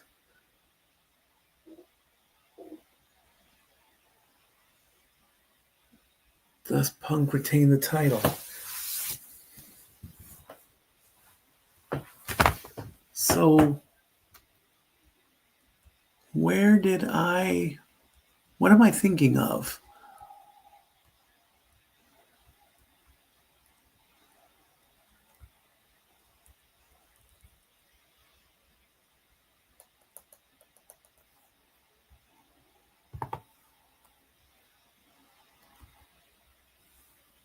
I think I'm thinking of SummerSlam? Why am I blanking on this?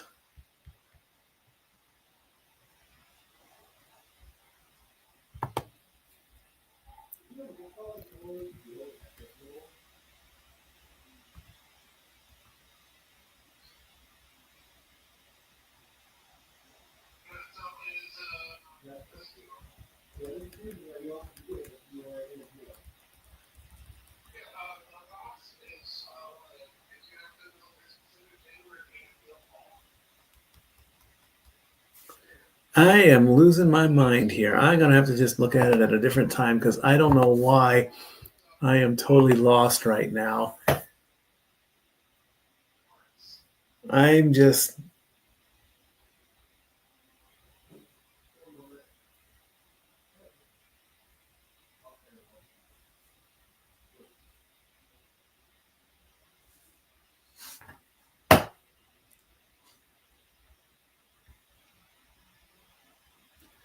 Okay, where's the match that I'm thinking of where it was for the title? It was Cena and Punk.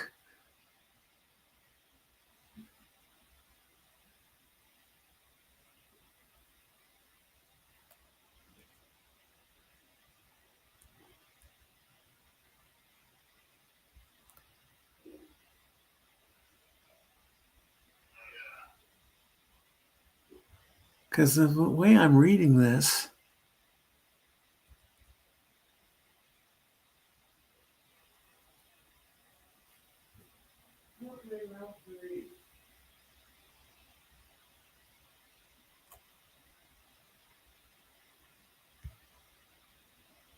I am so lost right now. CM Punk vows to leave Chicago with WWE title.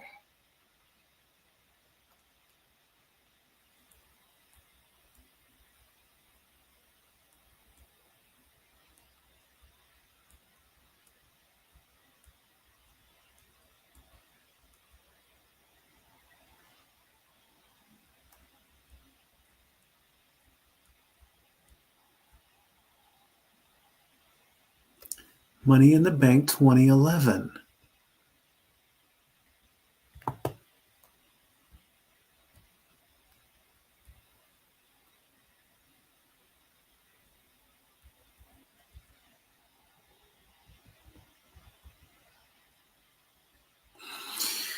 Okay, I was just messing up my own.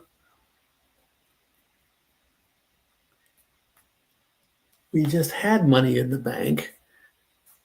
So, and they had already previously fought at Night of Champions, which is what I got mixed up in. That's why I mixed it all up. So then maybe Punk and Cena should have fought last time, I guess. Anyway, at least I got it sort of straightened out. And we're getting ready for the second period to start. And when the second period starts, the Panthers will be down a man because Lundell got called for roughing.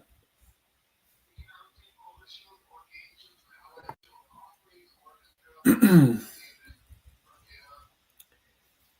when Dory Lou gets home, I will ask her if I can ride with her to work tomorrow, so maybe we can get some coffee. Because I want coffee.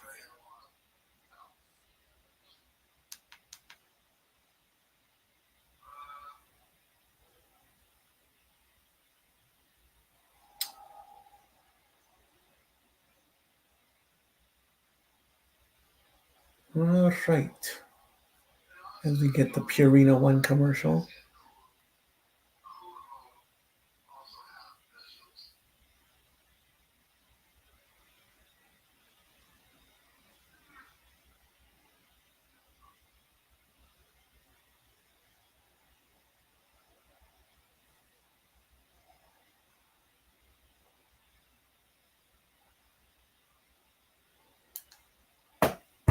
Safe flight repair, safe flight replace.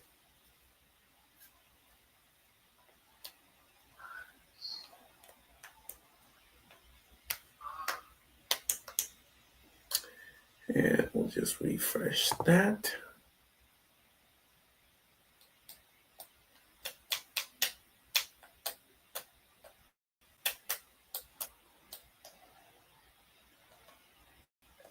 Martin Short and Steve Martin. And he's got a sledgehammer in the cart. I wanna be sledgehammer. Won't you call my name? I wanna be a sledgehammer.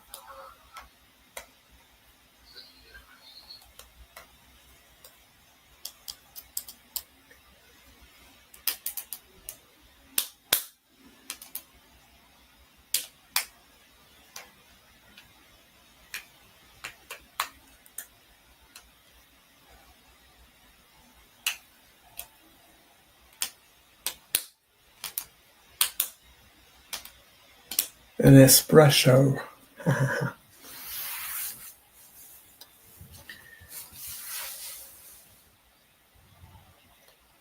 Sargento cheese. I buy a lot of that when I use the Instacart.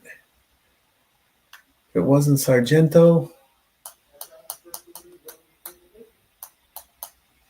yes, we know there's a commercial break. We want to get on with the show.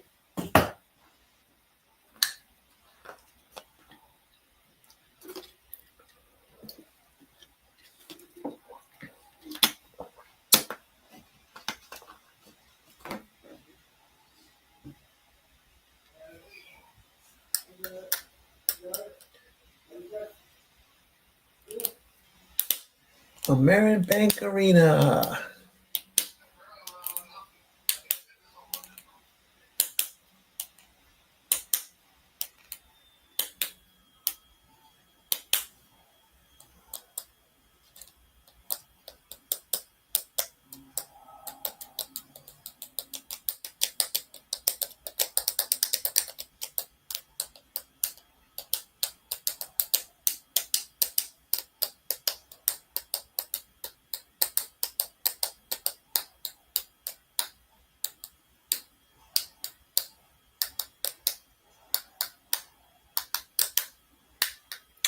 All right, there's Lundell in the box.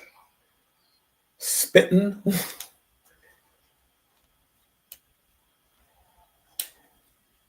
Oilers start on the power play.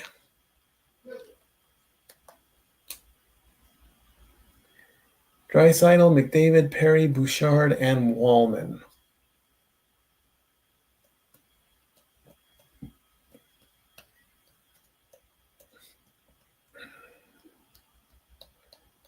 And here comes Perry.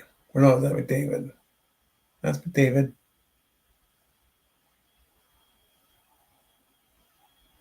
Wallman's got it. Over to Bouchard. Back to Wallman. Back to Bouchard. Back to Wallman. Back to Bouchard, who shoots. And the Panthers clear.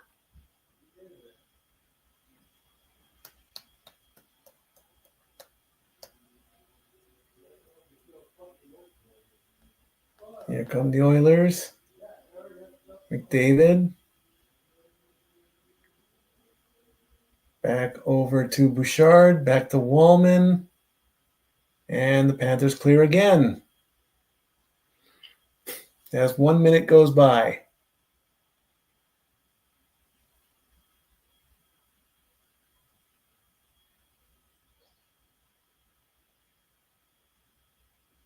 McDavid crosses the line over to Perry. Sends it across ice over to Bouchard. Sends it up to Wallman. Over to Ekholm, who came on the ice on a change. Ekholm's got it. Sends it in. Back to Ekholm. Fakes the shot. Bouchard sends it in.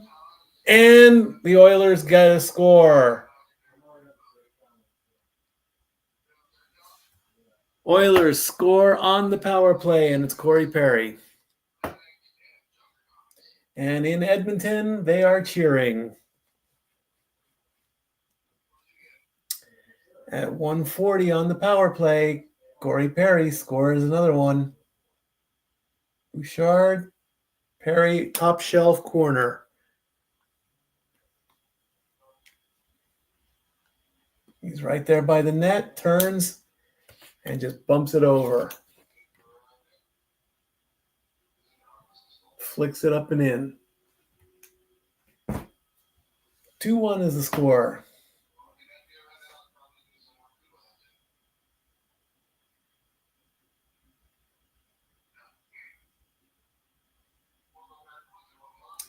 Panthers in the corner, in their zone, in the Edmonton zone.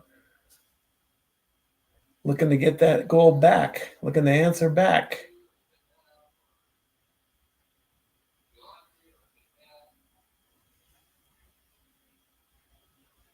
Puck going around. Puck has been around the net 4 times. Shoot! They shot, but nothing happened on that one. Here come the Oilers looking to tie it up.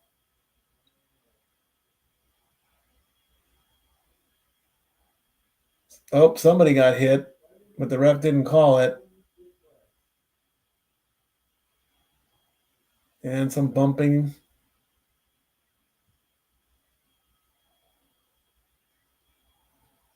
And now Janmark is getting involved.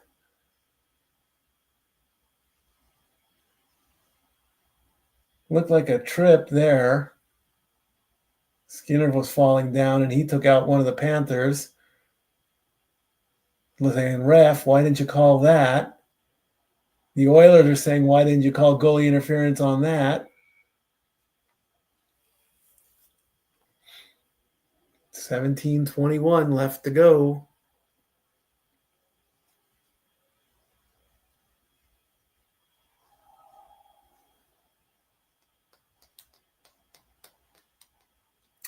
Just waiting for the puck to drop. And it does.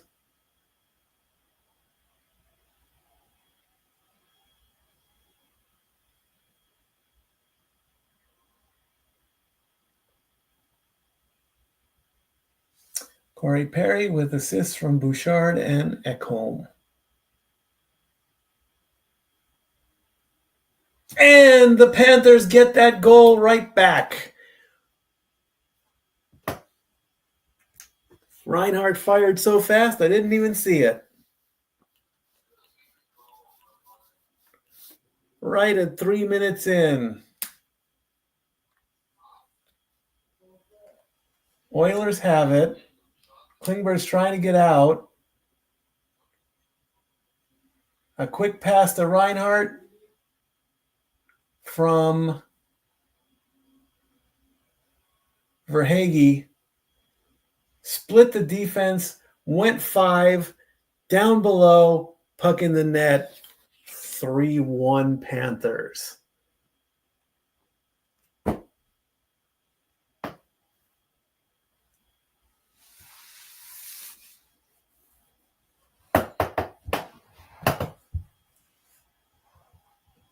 Panthers looking for more. Connor, or that wasn't McDavid, no.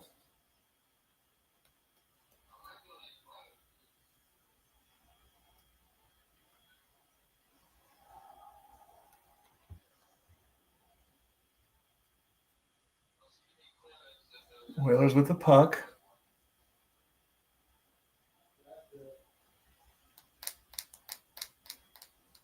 In behind the net.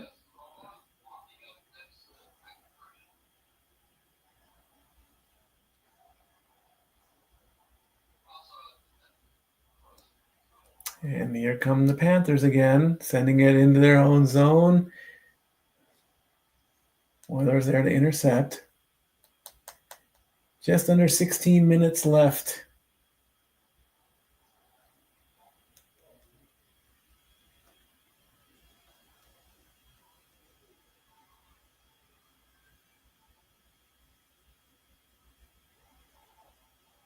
Panthers with it. Now they should just play keep away the whole game. Sam Reinhart with the goal, Verhaeghe with the assist.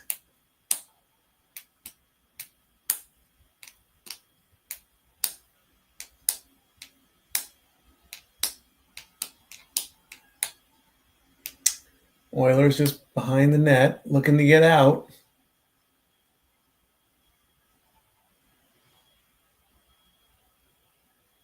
Flying up the ice.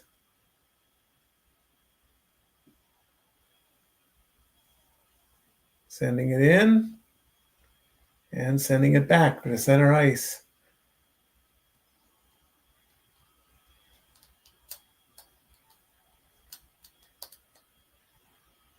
Small check into the boards.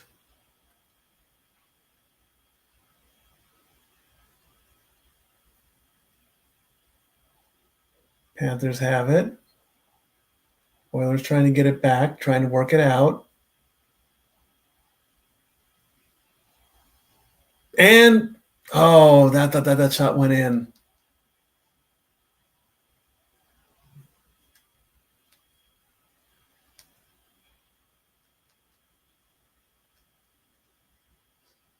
Panthers have it again.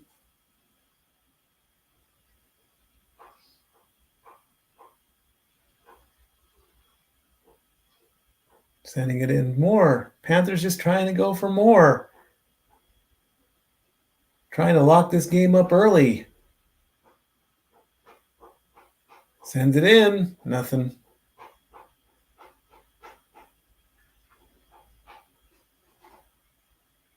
And here come the Oilers.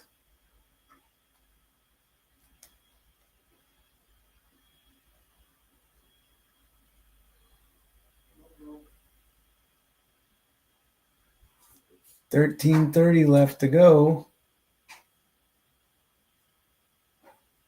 Here come the Oilers trying to chop down this 2-goal lead.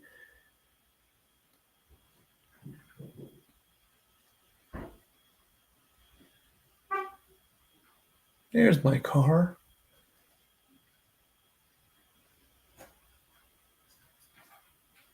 Here come the Oilers. And now here come the Panthers.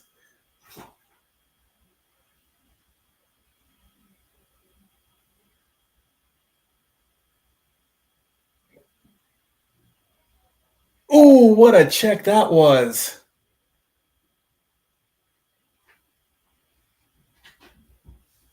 That was a hip check in one of the and we could have a breakaway here, and he got it.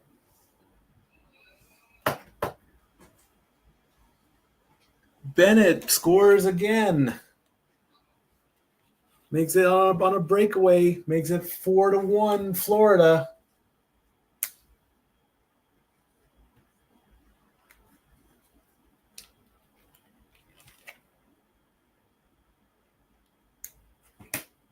What a hit by Bennett. I don't know who he took out, but he took out somebody that got the crowd going.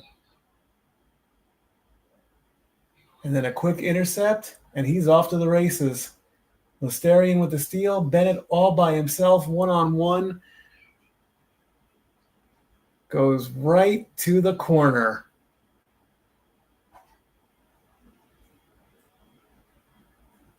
Skinner had no chance on that one. Panthers with a 3-goal lead.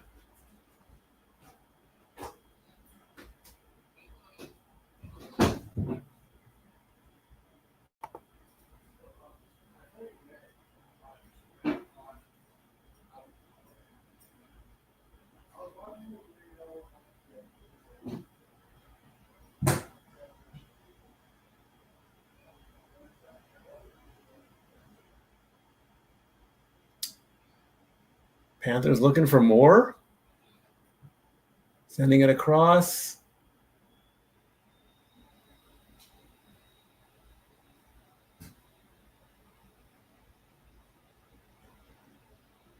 Quick intercept.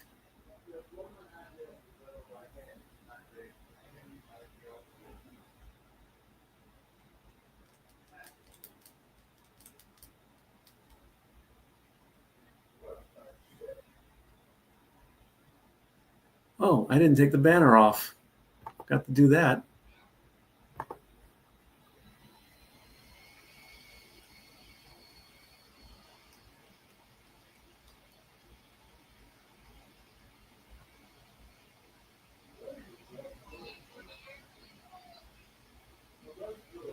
Oilers down by 3. Sending it in. Panthers recover it. And it looked like the puck went over the glass.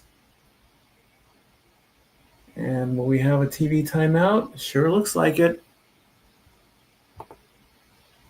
3-goal lead with 11:03 left to go in the second period. And now for a taste of things to come.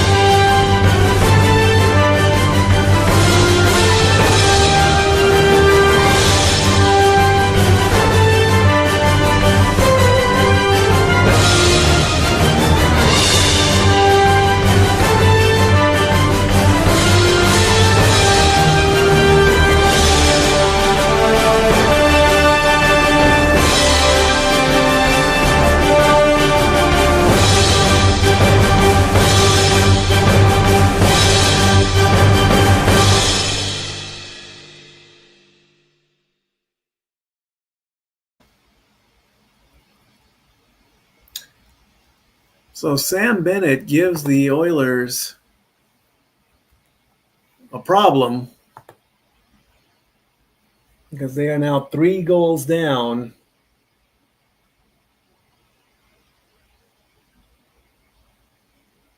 As we get ready for the next face-off, going to be Draisaitl versus Reinhart. Nope. Draisaitl gets kicked out. No? Yeah, we're going to try it again. No, they're kicking out Draisaitl.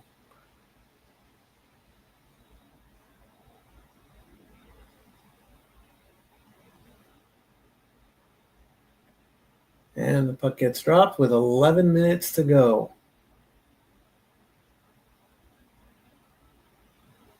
Well, if you had the Panthers up by 3 on your hockey bingo card, good for you. Oh, another hit. And that was Corey Perry?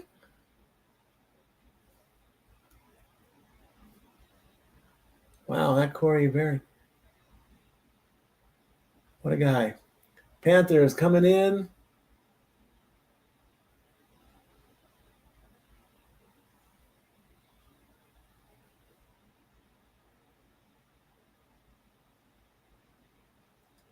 Panthers going around. Oilers intercept.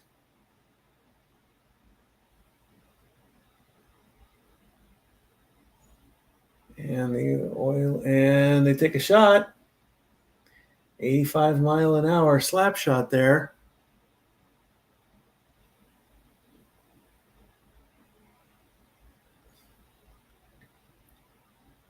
And the clock is now, we're halfway through the game. And into the goalie's glove. Evander Kane is causing a little bit of trouble there.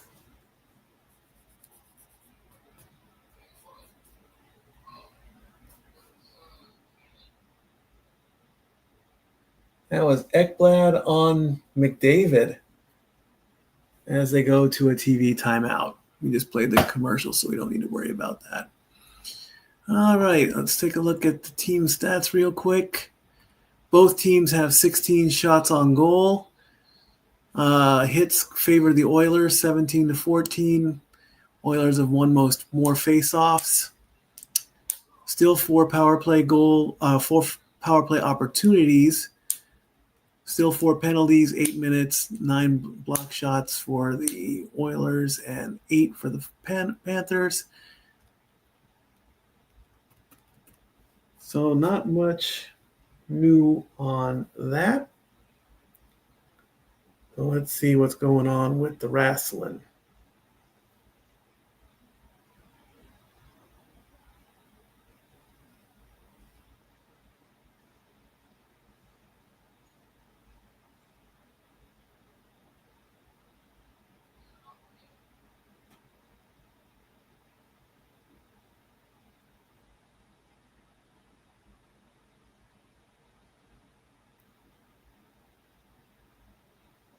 Ron Kill. Oh my gosh. He's got a new haircut. I gotta hear that he's saying.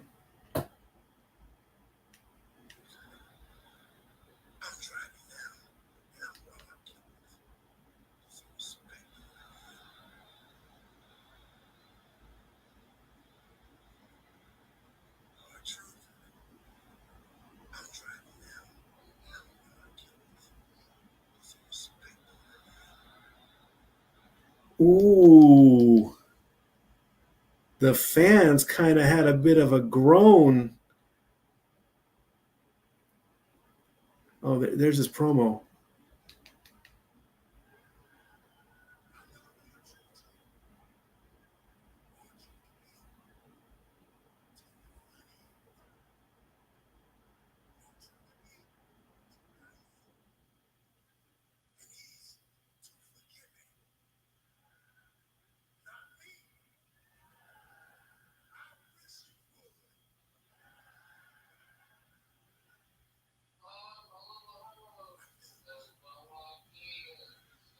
Big pile of. We got a bit of a scrum going on there too. While I'm.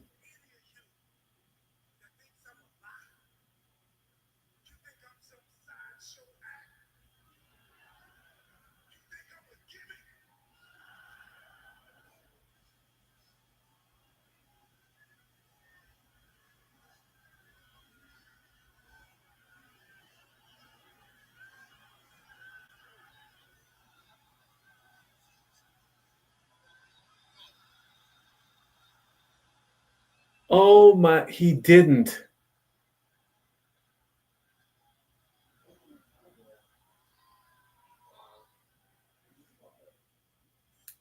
He did not just do. What did they do to him? Why'd they make him do that? Oh no! I know they should be calling the Stanley Cup Finals here, but this is not. Oh, if only this was a streamer's react right now. I'll save that for next time. I don't want to ruin that.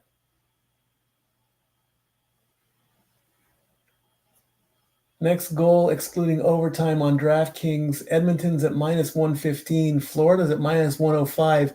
If the game stays the same and you put a bet down, you can win 15 times your bet if nobody scores.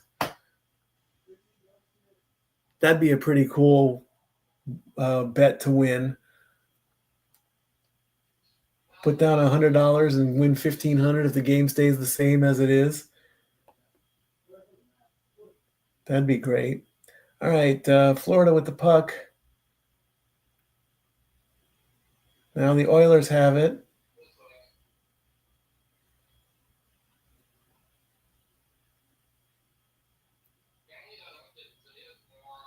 And another Kane causing trouble again. Poking checks and poking sticks, and Kane, don't poke the bear. What's wrong with you?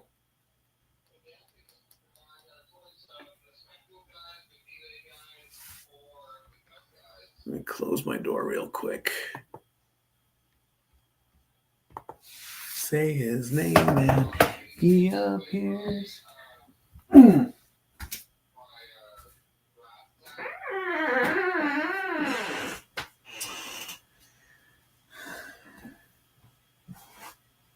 8:21 left to go in the second.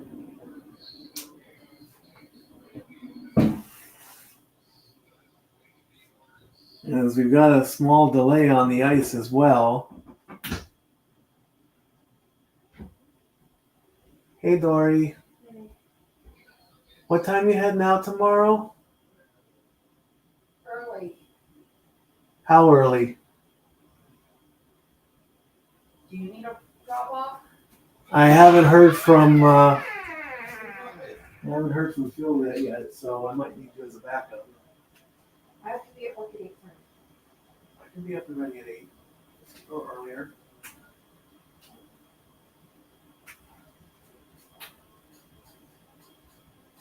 You need to get the headlights in my car fixed. You need to get your insurance taken care of because I'm burnt out. I am dying.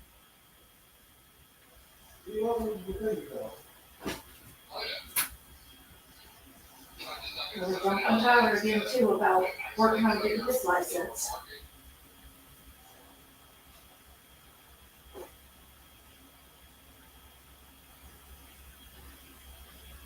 I can be ready in the morning. That's not the point.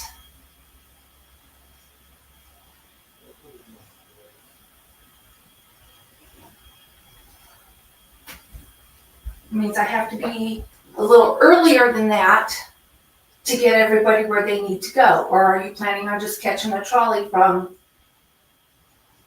Titanic, going to the library or whatever until you need to go to work? I can. I just haven't heard from Phil, that's all.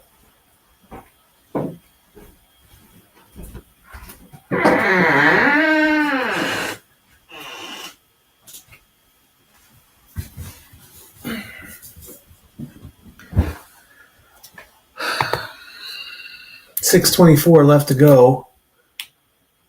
Here come the Panthers.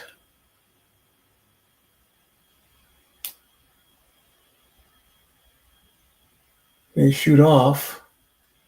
Oilers coming back.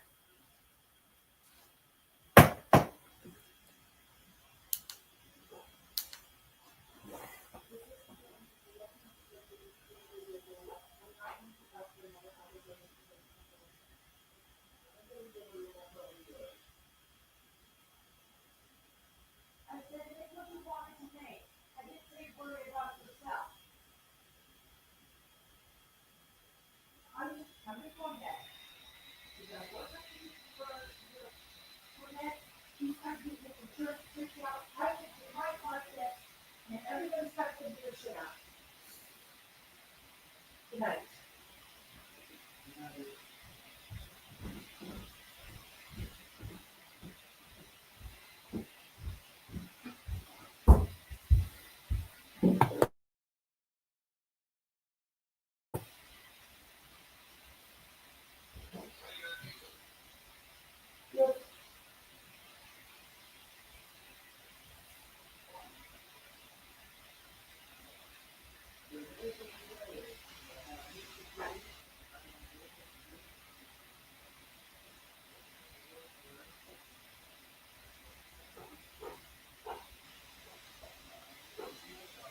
Sam Bennett on a 4-game goal streak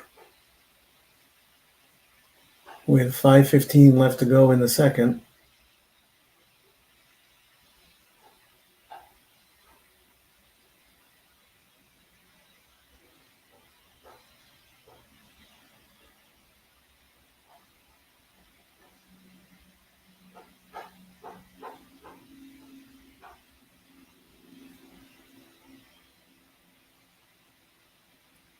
Puck going around.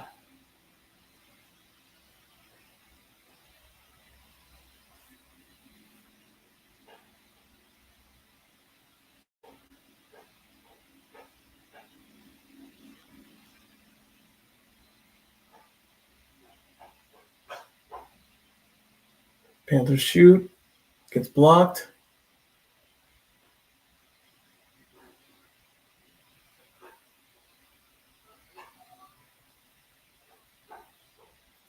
Oilers coming around.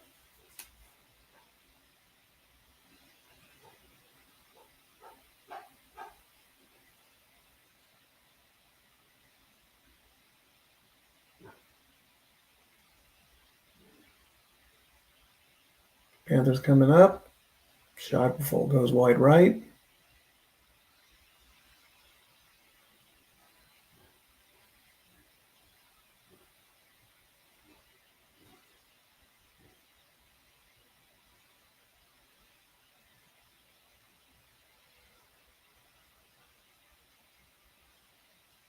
Oilers coming in.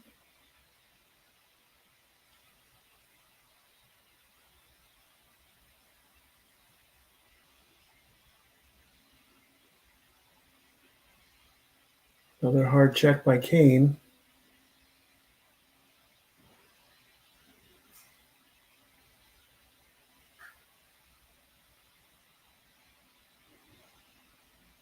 And I believe icing is the call.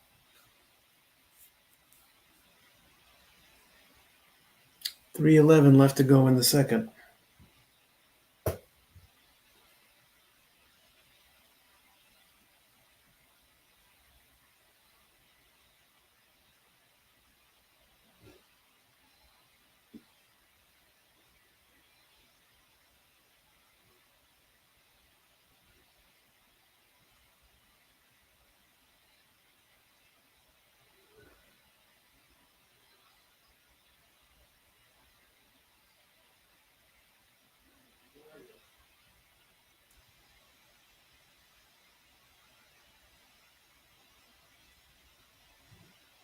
Perry bumps into Schmidt.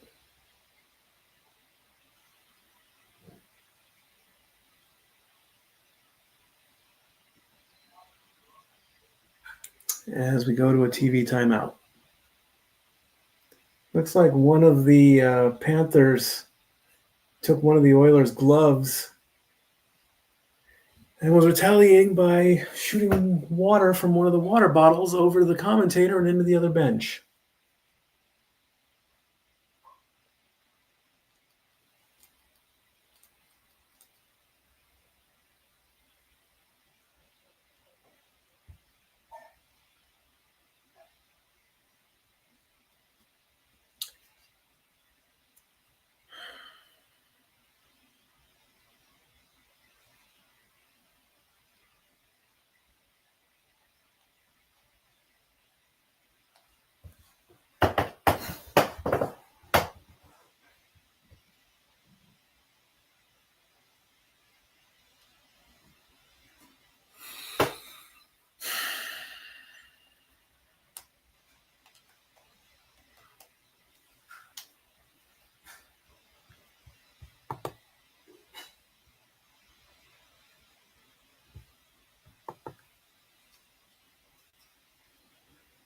"21 shots for the Oilers, 19 shots for the Panthers.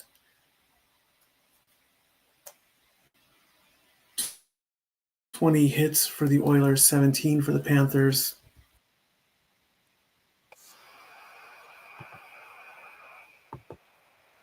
What is that? Oh.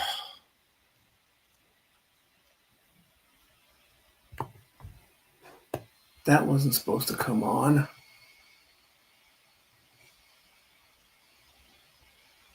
Great.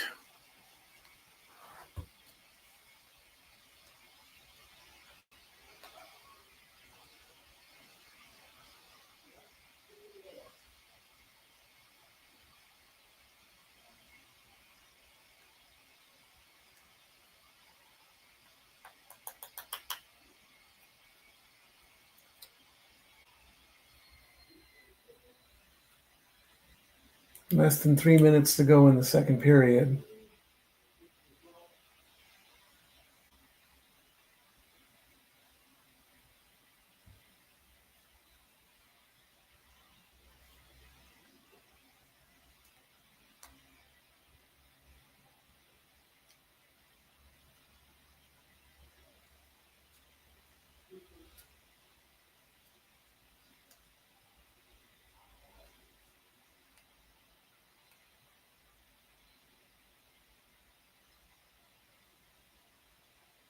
And the Panthers have it.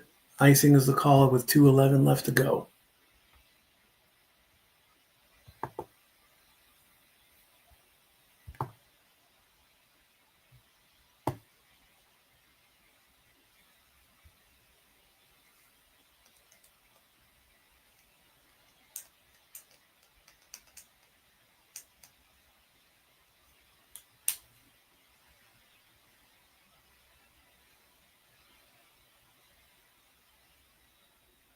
And Bobrovsky covers up.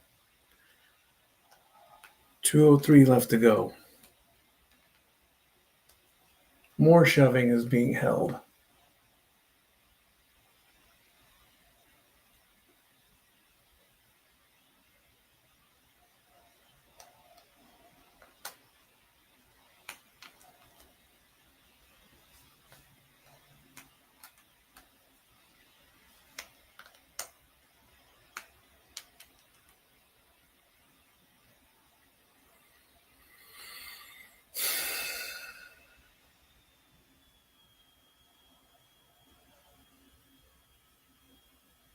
Shot coming in. Bobrovsky blocks it.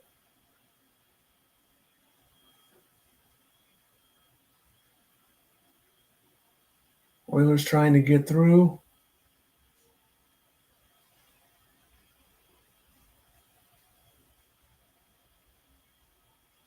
Bobrovsky with a glove save at with 1:38 left to go, and more shoving.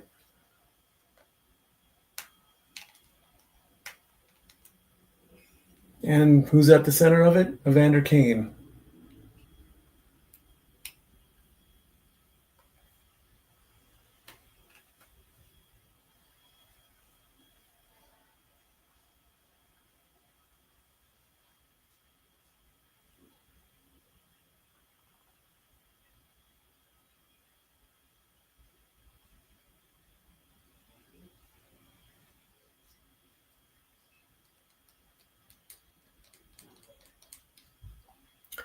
.138 left to go in the second period.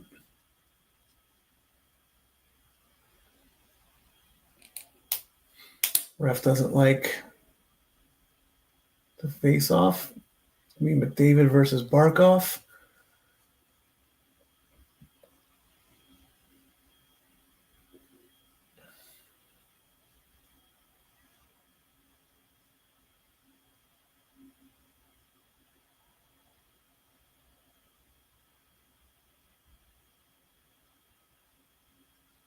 And wave off the icing.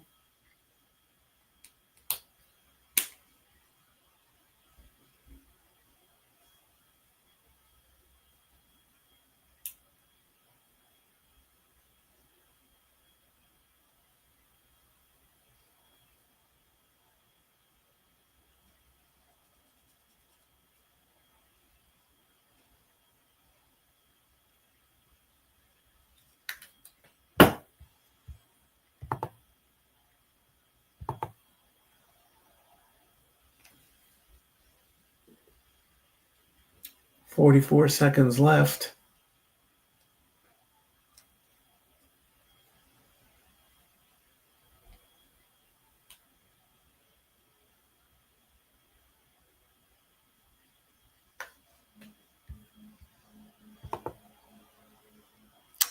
And Darnell Nurse is being called for cross-checking. Marchand was going at it. Yeah, that's cross. Oh, yeah.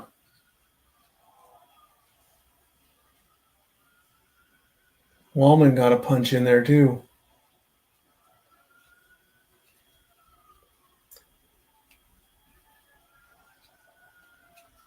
That's going to put the Panthers on the power play. It'll end the period.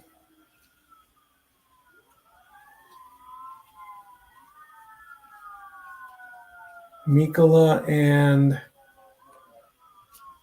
Wallman are having a good conversation. Panthers on the power play.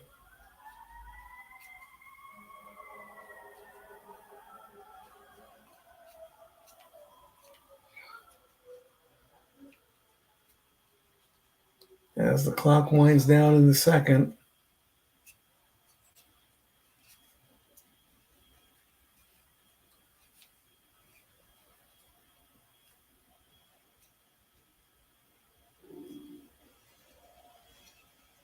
Edmonton Oilers have one 3 or more goal comeback January 16th versus the Avalanche. 10, 9, 8, 7, 6, 5, 4, 3, 2, 1, and that ends the second period.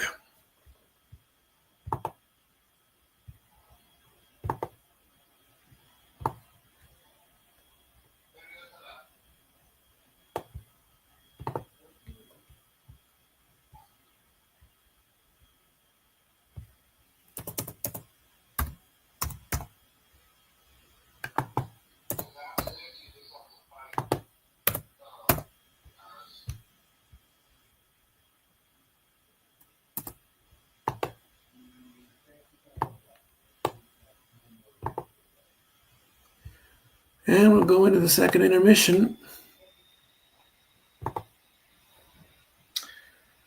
Go over the second period stats, and then the game should be over in 35 minutes or so, depending on timeouts and things. Be right back. And now for a taste of things to come.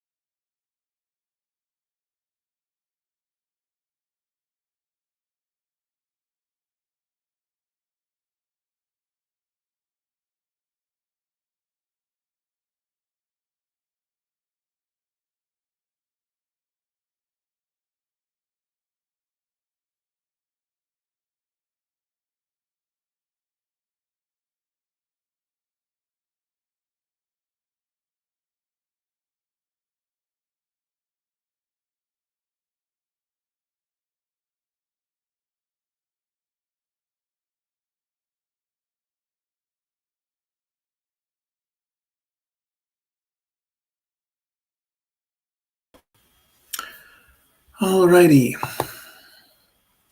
24 shots for the Oilers, 19 for the Panthers, 22 hits for the Oilers, 20 for the Panthers. Oilers have won 60.5% of the faceoffs at 26, 39.5 to the Panthers at 17.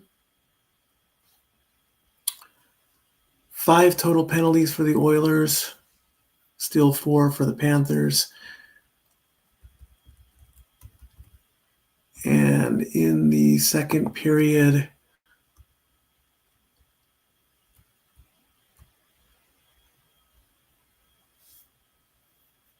Corey Perry opened the frame at 1:40 to make the score 2-1 with assists from Bouchard and Ekholm. Then Sam Reinhart answered back to give the Panthers a two-goal lead. And then finally Sam Bennett made it 4-1. And the only penalty in the second period was Darnell Nurse cross-checking at 19:15, 45 seconds left to go. So the Panthers will start the third period on the power play.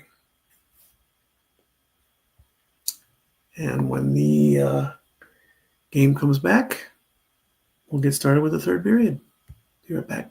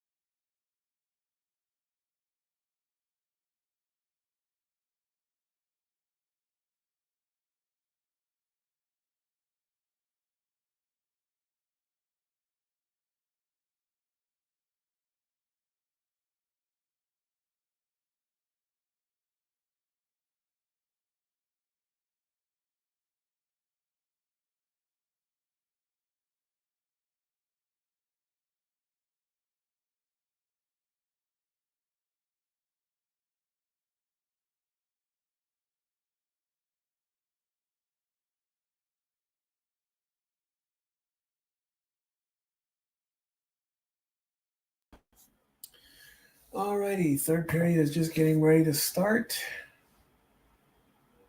Puck is down, and the Panthers control on the power play.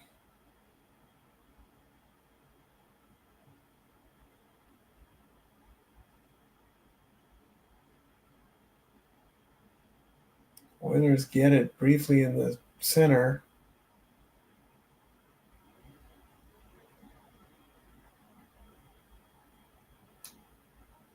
And Bobrovsky sends it back to the Panthers.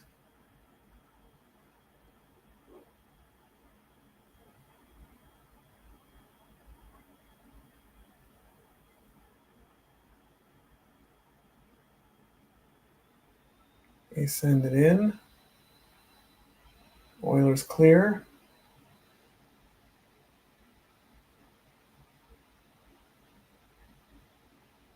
And 19 minutes to go in the game.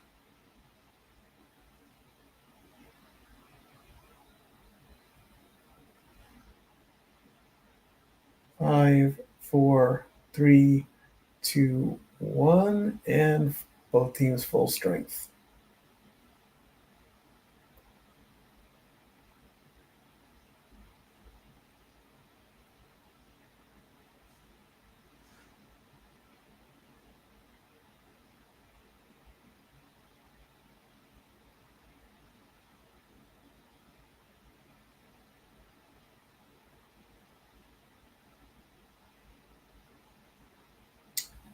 And play is stopped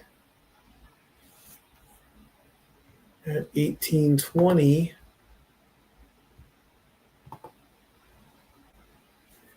And the reason being icing.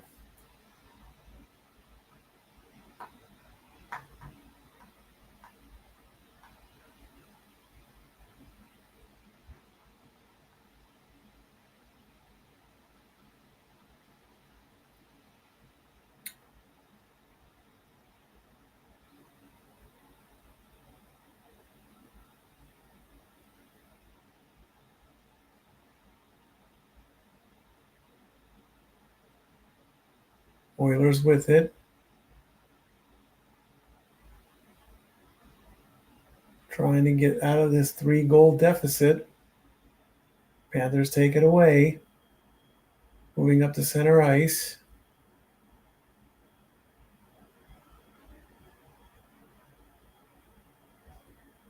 And the Panthers are going to go back on the power play as the Oilers get called for delay of game.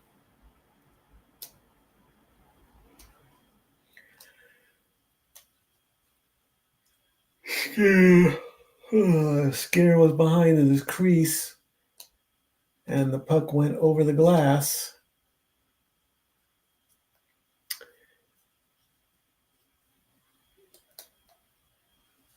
So he got called for the penalty. Vander Kane's going to sit in the box.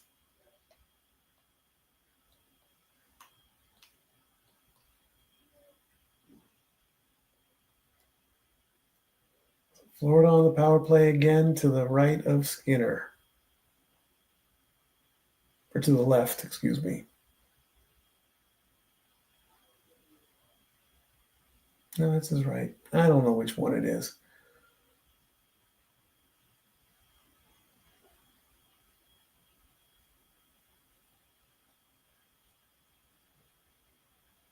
Bennett hit the post.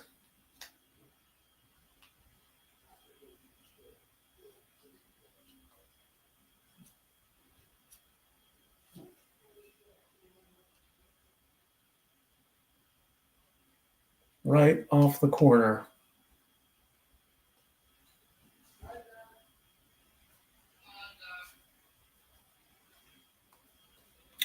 .139 left to go in the power play.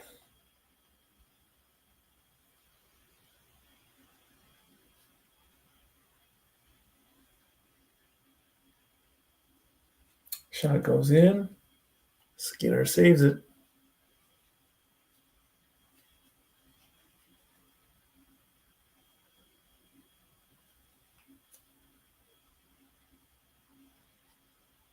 And Schmidt with the last shot.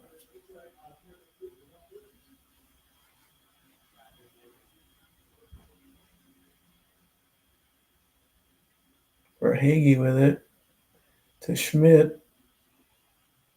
Sends it over. In front. Almost.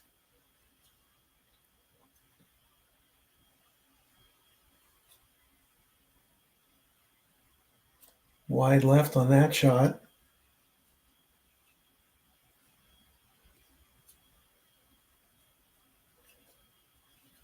Ekholm and Marchand going at it a little bit. Verhaeghe was there.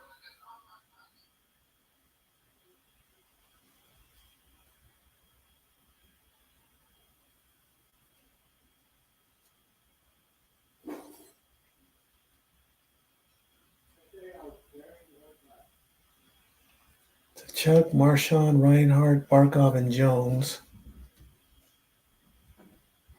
are on the ice with 1:06 left to go in the power play. To the left of Skinner.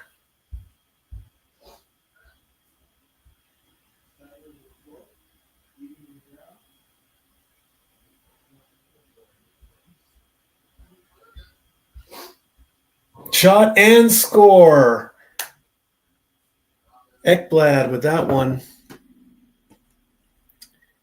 And that makes the score 5-1.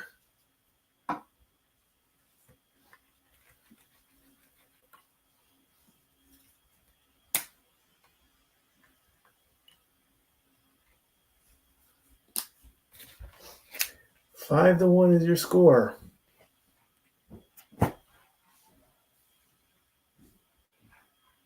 Reinhardt to Ekblad. The whole left side of the net is open, and he just went for it.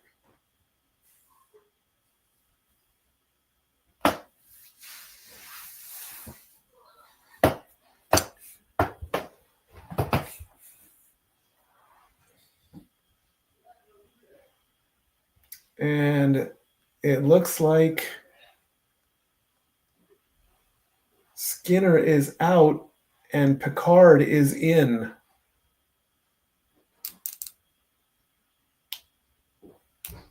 Well, you give up 5 goals in a finals.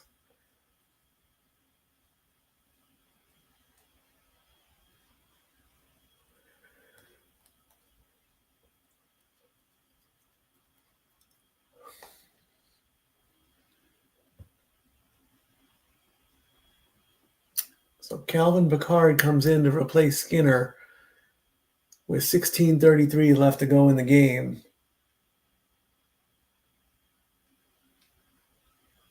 6th team in NHL history to record 11 5 or more goals in a game in a single postseason.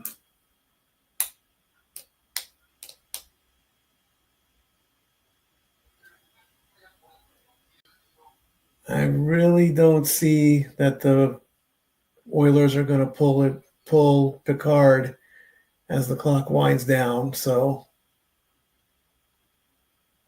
16 minutes left to go in the game.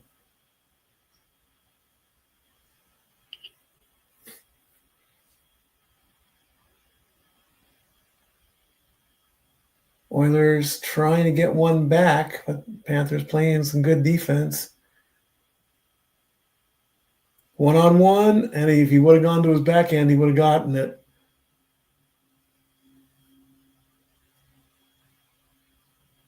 Connor Brown should have gone to his backhand.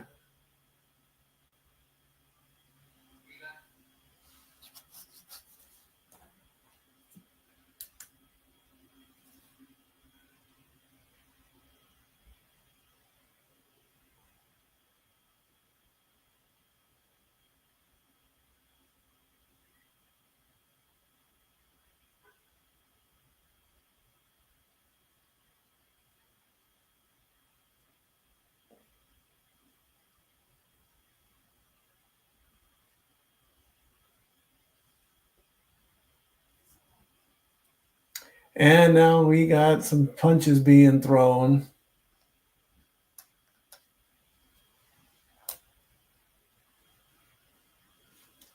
Kulikov and Arvidsson going at it at 14:53.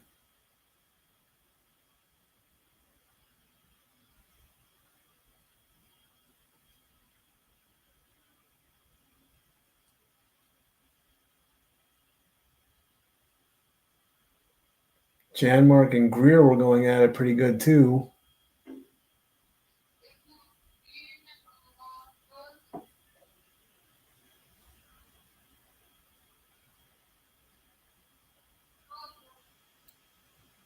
Oh yeah, if you would, yeah, you missed the backhand right there. If you would have gone to his backhand there, that would have been a goal.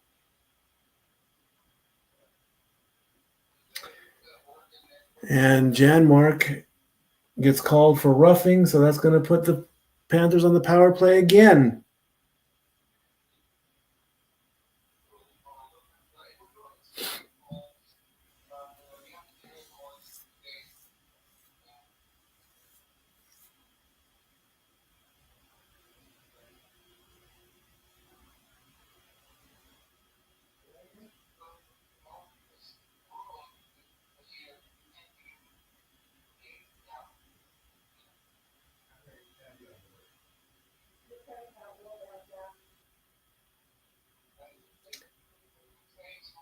Total goals at 7.5.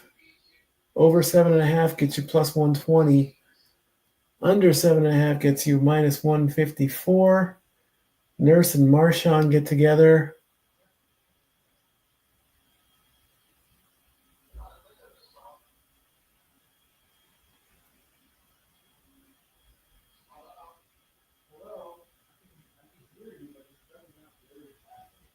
And if that's going to be a TV timeout, I think.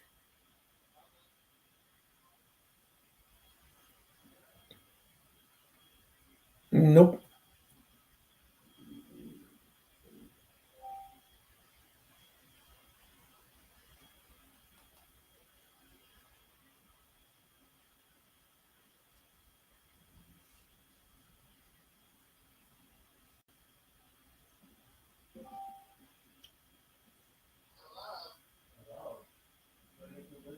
Panthers looking for a 6th goal.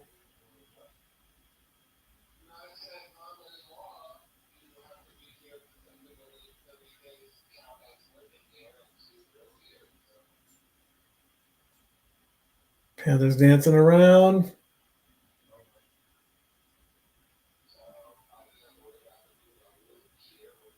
Puck in the air.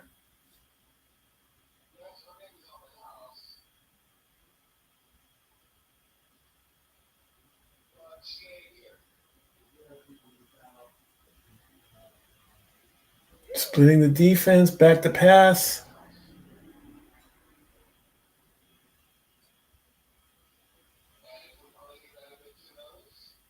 Puck goes wide left.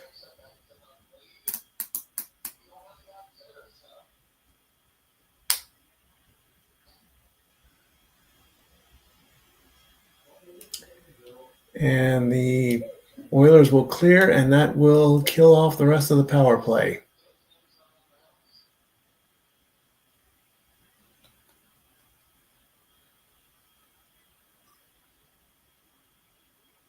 Nice hit there.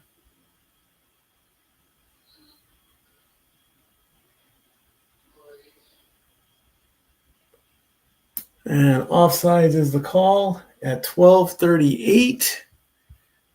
And I think that's going to set up a TV timeout. Yes, it does. We will be right back.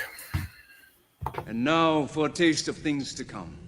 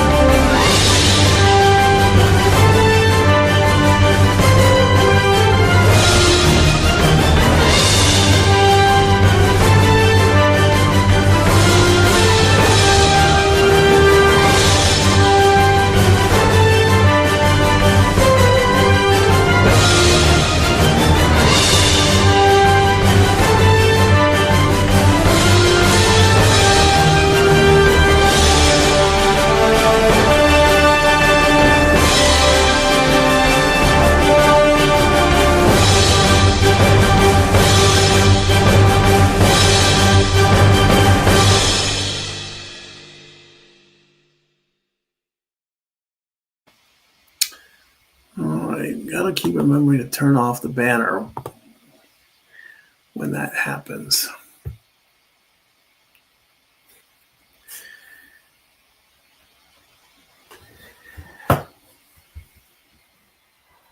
All right, back from. Sometimes I wish I didn't have closed captioning on this TV.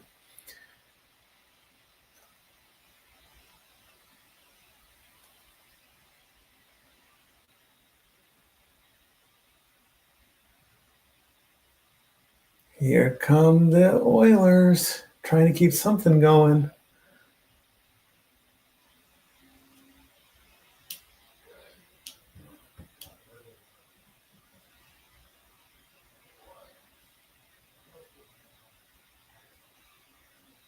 And we got whistles.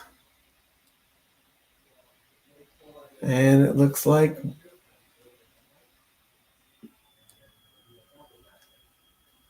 Brad Marchand, who has at least one goal in games 1 to 3.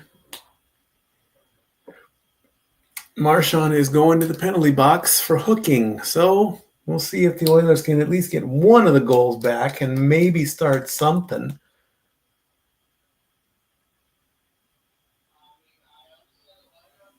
Let's see, is that a hook?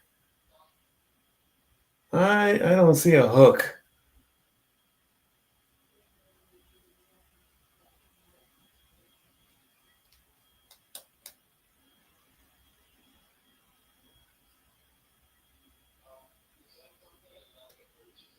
Bouchard. And the Panthers clear.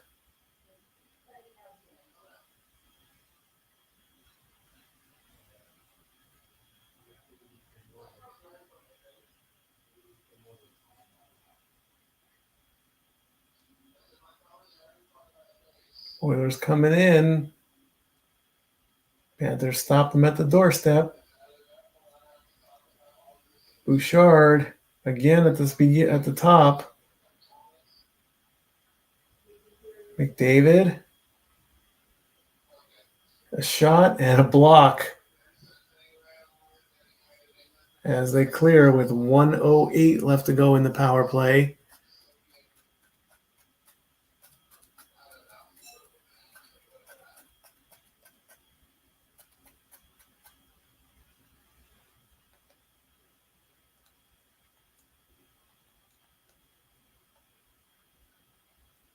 Oilers trying to get something going.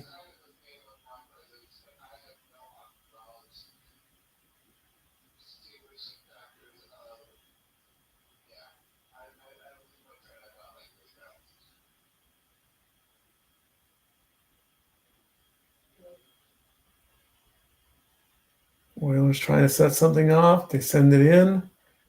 Nothing. Right in front of the net, but still nothing.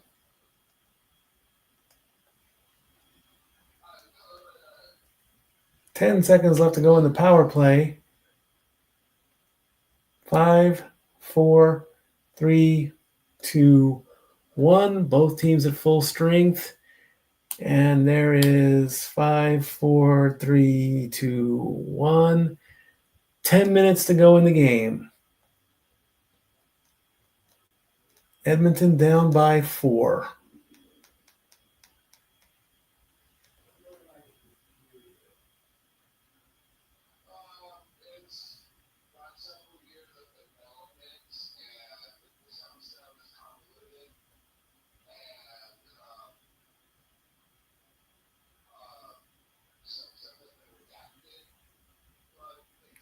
And looks like we got something going down big time now. Now we got a full-on fight going. We got fights going left and right. Sticks are flying. Two Panthers are holding down. Everyone's just pairing off. We got 2 wrestling matches.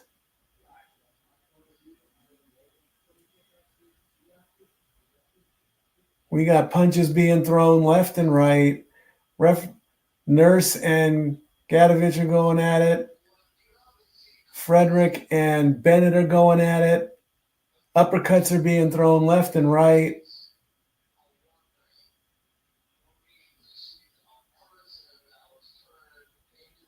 Nurse and Gadovich are still going at it. Uppercut, uppercut.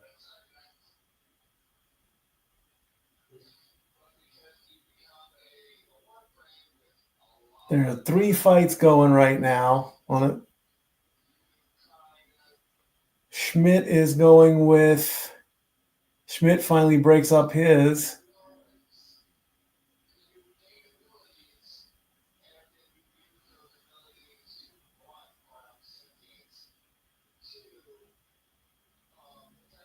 Gadovich is laughing.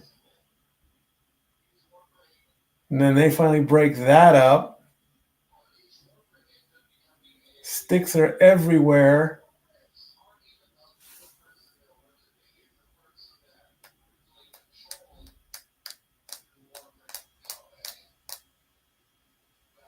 Helmets are everywhere.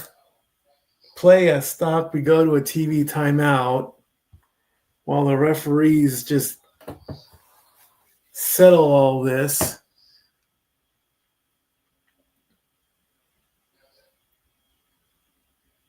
The Oilers are going to go back on the power play after all this, but more and more penalties are coming out.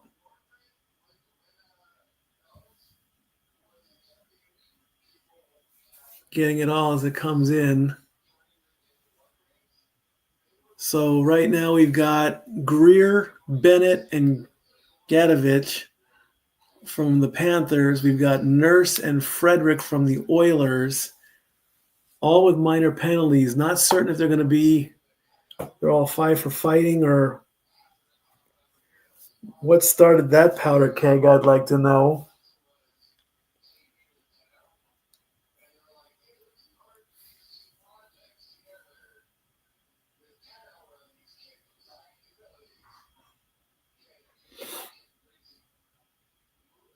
Yeah, we're still on the TV timeout with 9:31 left to go in the game.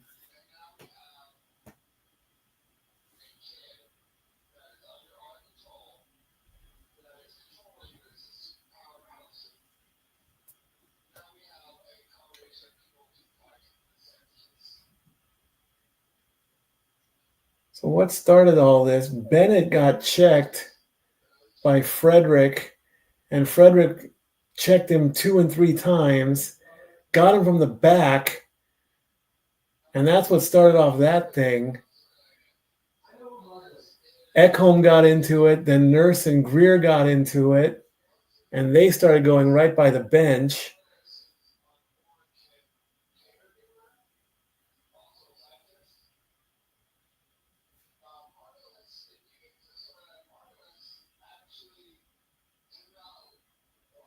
And Gadovich's going off his wound, sticking his tongue out. Nurse got some blood on his lips.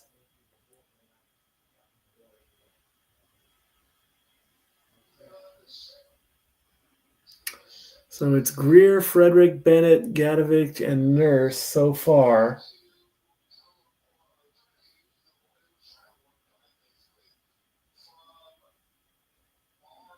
Trying to do all, and there goes Greer. So that's a match penalty. That's a match. So game 4 is on Thursday. Game 5 could be the clincher depending on how the game 4 goes. Game 6 is Tuesday on the 17th. And it also looks like Corey Perry's getting one as well. So the next time I'll be back in this chair will be Thursday night. There goes Nurse. There goes Frederick. So they're probably getting game penalties because they're headed to the back.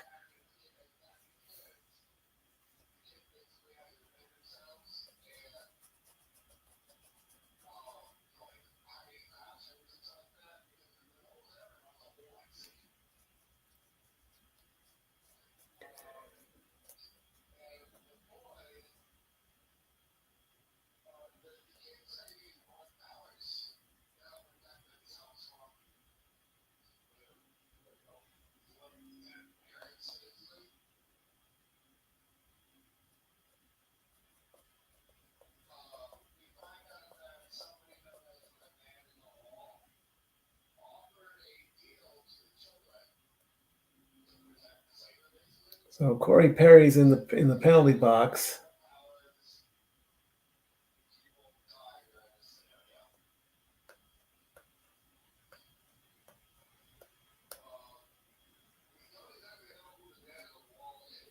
Well, after all that, the Panthers are on the power play.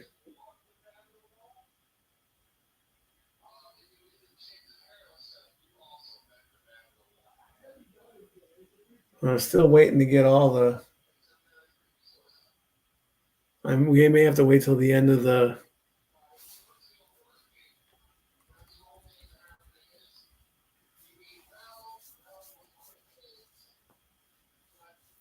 While all the calls get made and everything, so.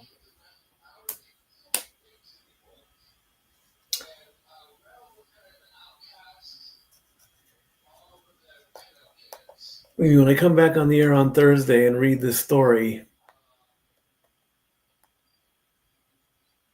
it will be a thing. 1 minute left to go in the power play.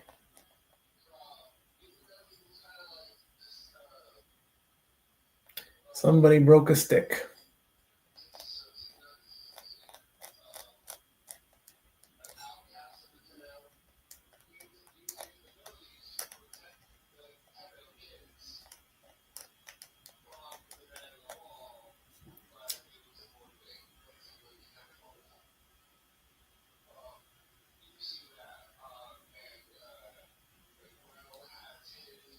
And 20 seconds left to go in the power play.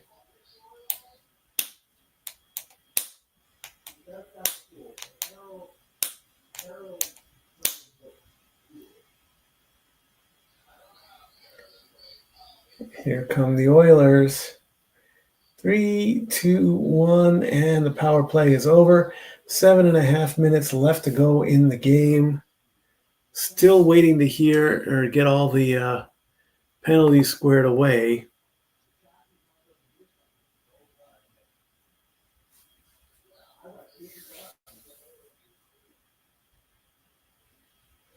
As soon as it'll stop in the action, I'll report. Puck up in the glass. So let's see if we can sort all this out. So AJ Greer got a minor penalty. Frederick was called for cross-checking. Bennett got a minor penalty. Gadovich and Nurse were fighting. Corey Perry got called for a penalty. Nurse and Gadovich were given misconducts, along with Frederick. So there were 3 misconduct penalties handed out.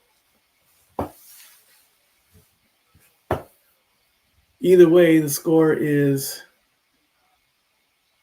still 5-1 with 7:05 left to go.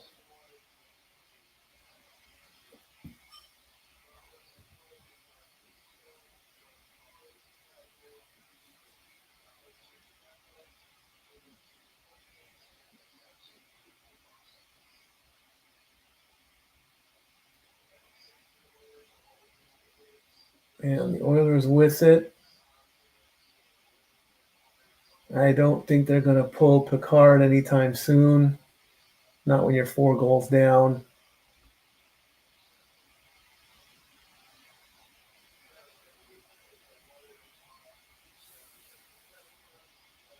They get 1 goal, maybe.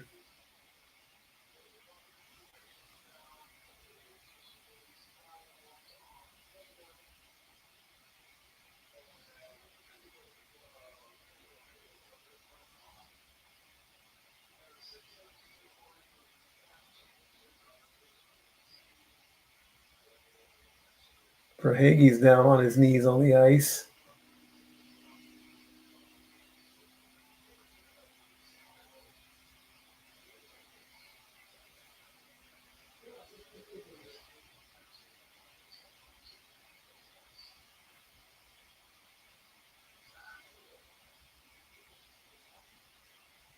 6:05 left to go.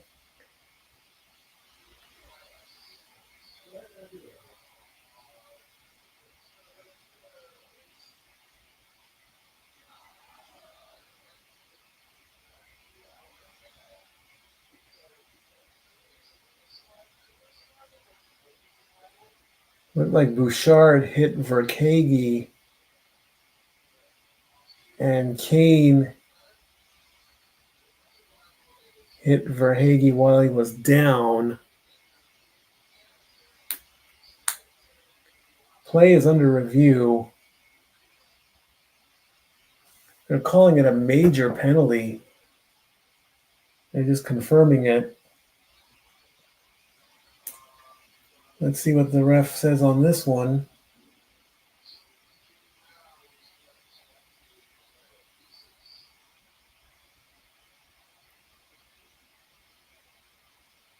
Now Kane is going to the back, so he's gone.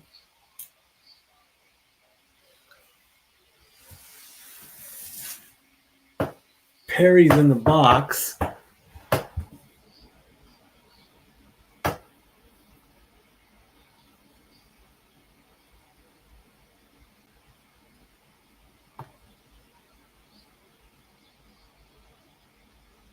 Ekholm was given a misconduct penalty before. So Florida's back on the power play again.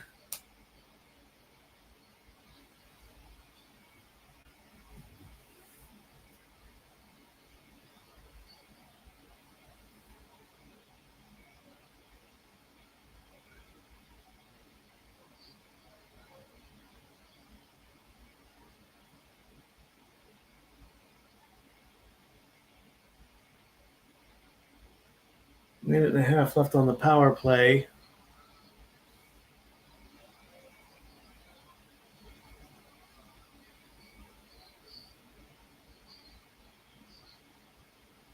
And the Oilers will clear.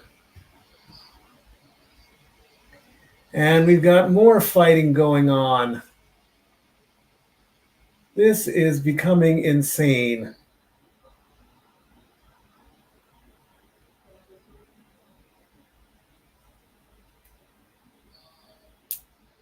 I get that it's for the cup, but I mean,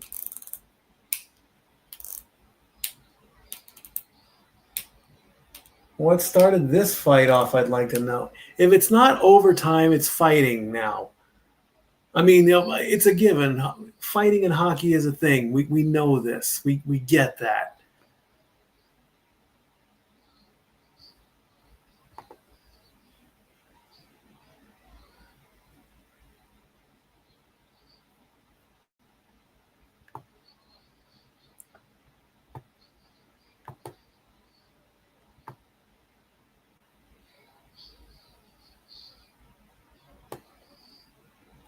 Looked like Wallman was going after Tkachuk as he was being held.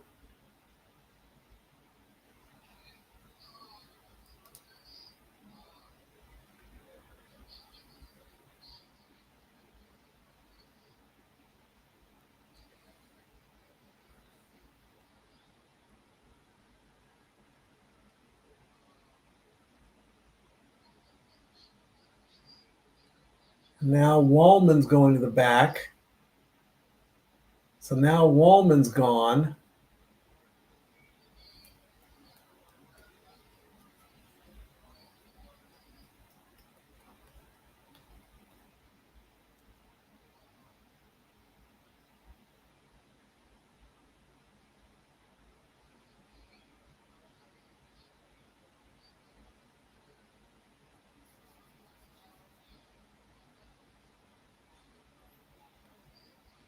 Penalties haven't even come through.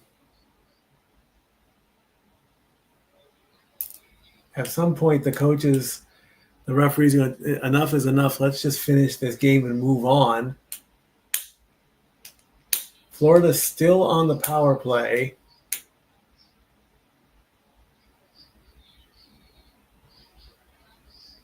73 total penalty minutes for the Oilers, 51 for the Panthers. If I was still doing fantasy hockey, nobody would score any points right now. Florida's on a 2-man advantage. It's 5-on-3.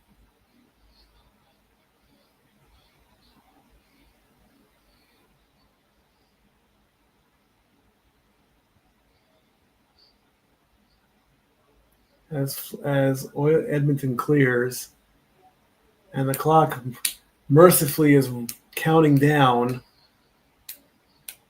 to the end of a third period fight.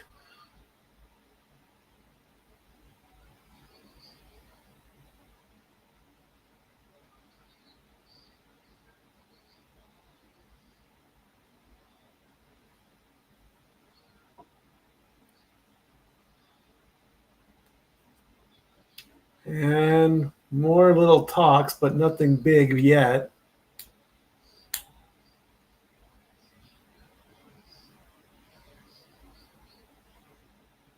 The refs are pleading and pulling everybody off. Kapanen takes out Lestarian. So now Kapanen's gone as he blows a kiss to somebody.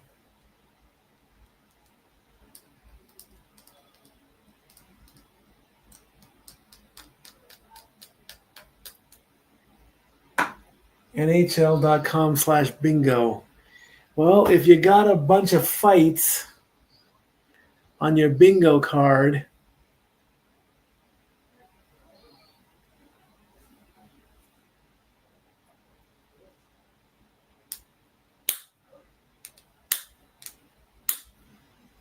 I have no clue as to how many penalty. I'm going to try and see if I can bring up who's been penalized for what so far. It's just been a disaster.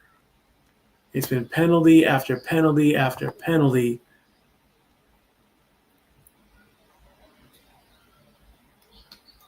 The last penalty shown was Evander Kane for misconduct, and that was at 13:55. There's only 4 minutes left in the game, so it is just taking a long time for this stuff to come in.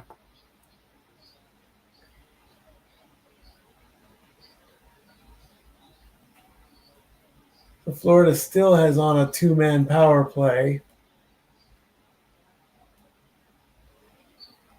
as the clock mercifully winds down. And they score, just to add insult to injury.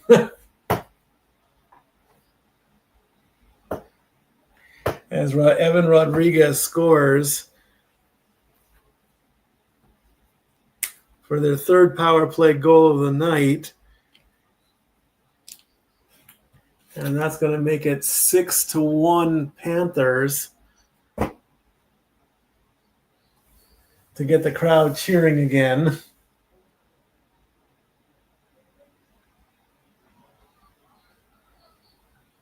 As Picard gives up a goal.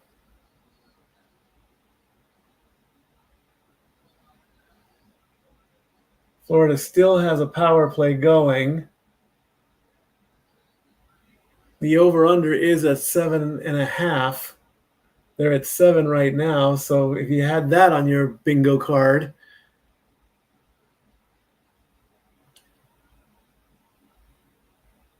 I'm pretty 13 points in the last 11 games for Evan Rodriguez. As the clock mercifully counts down.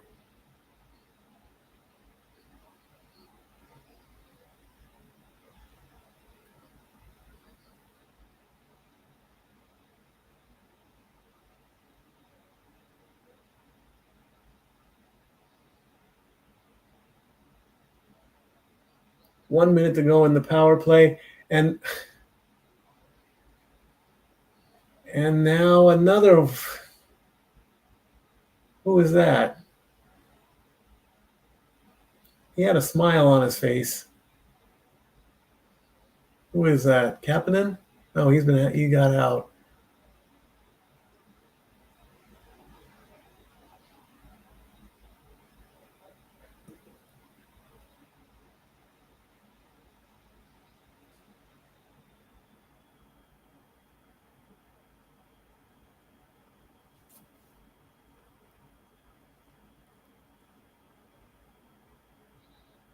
Oh, it was Wallman.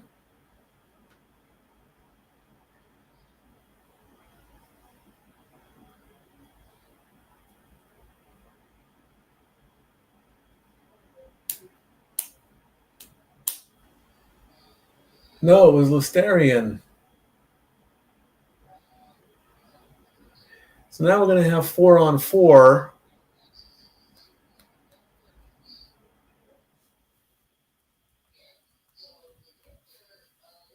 As he got called for a penalty. As the Panthers almost got a 7th goal. It was Rodriguez with Mikkola and Forsling was the last goal, the 6th goal.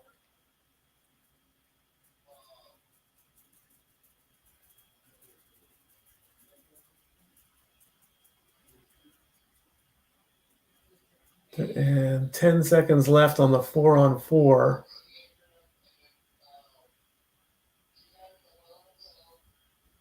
Four, 3, 2, 1. And now the Oilers have a minute power play. As the clock is just winding down. And if it's not overtime, it's fighting. There have been so many penalties. 85 penalty minutes for the Oilers and 55 for the Panthers. 140 total penalty minutes.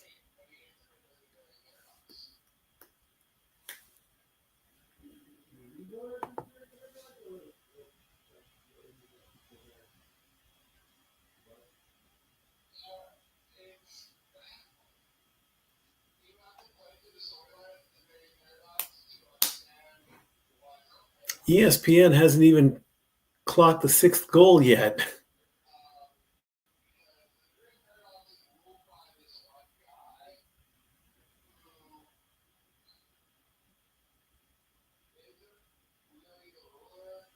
$20 seconds left on the power play. 80 seconds left to go in the game.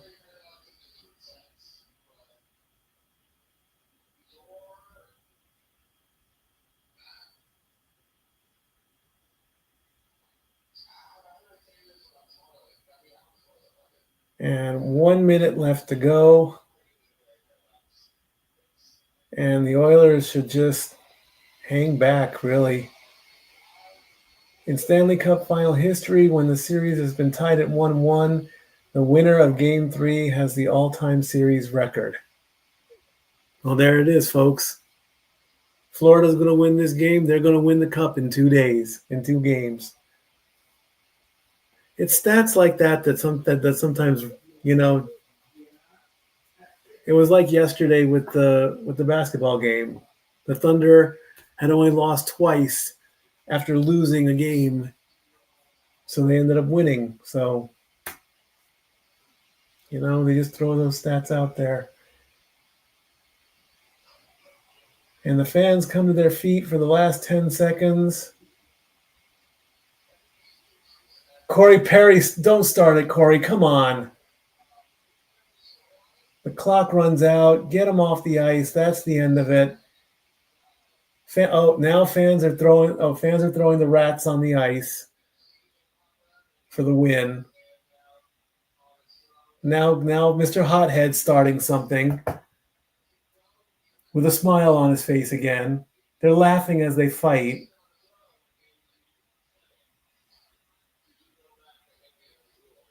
As the Florida Panther fans, Perry just whack right there on the bottom.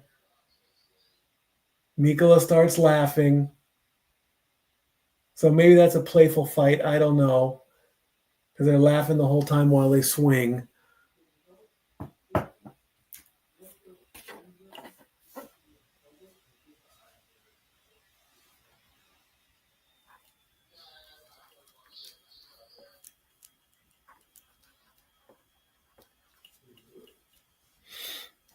There go all the rats onto the ice.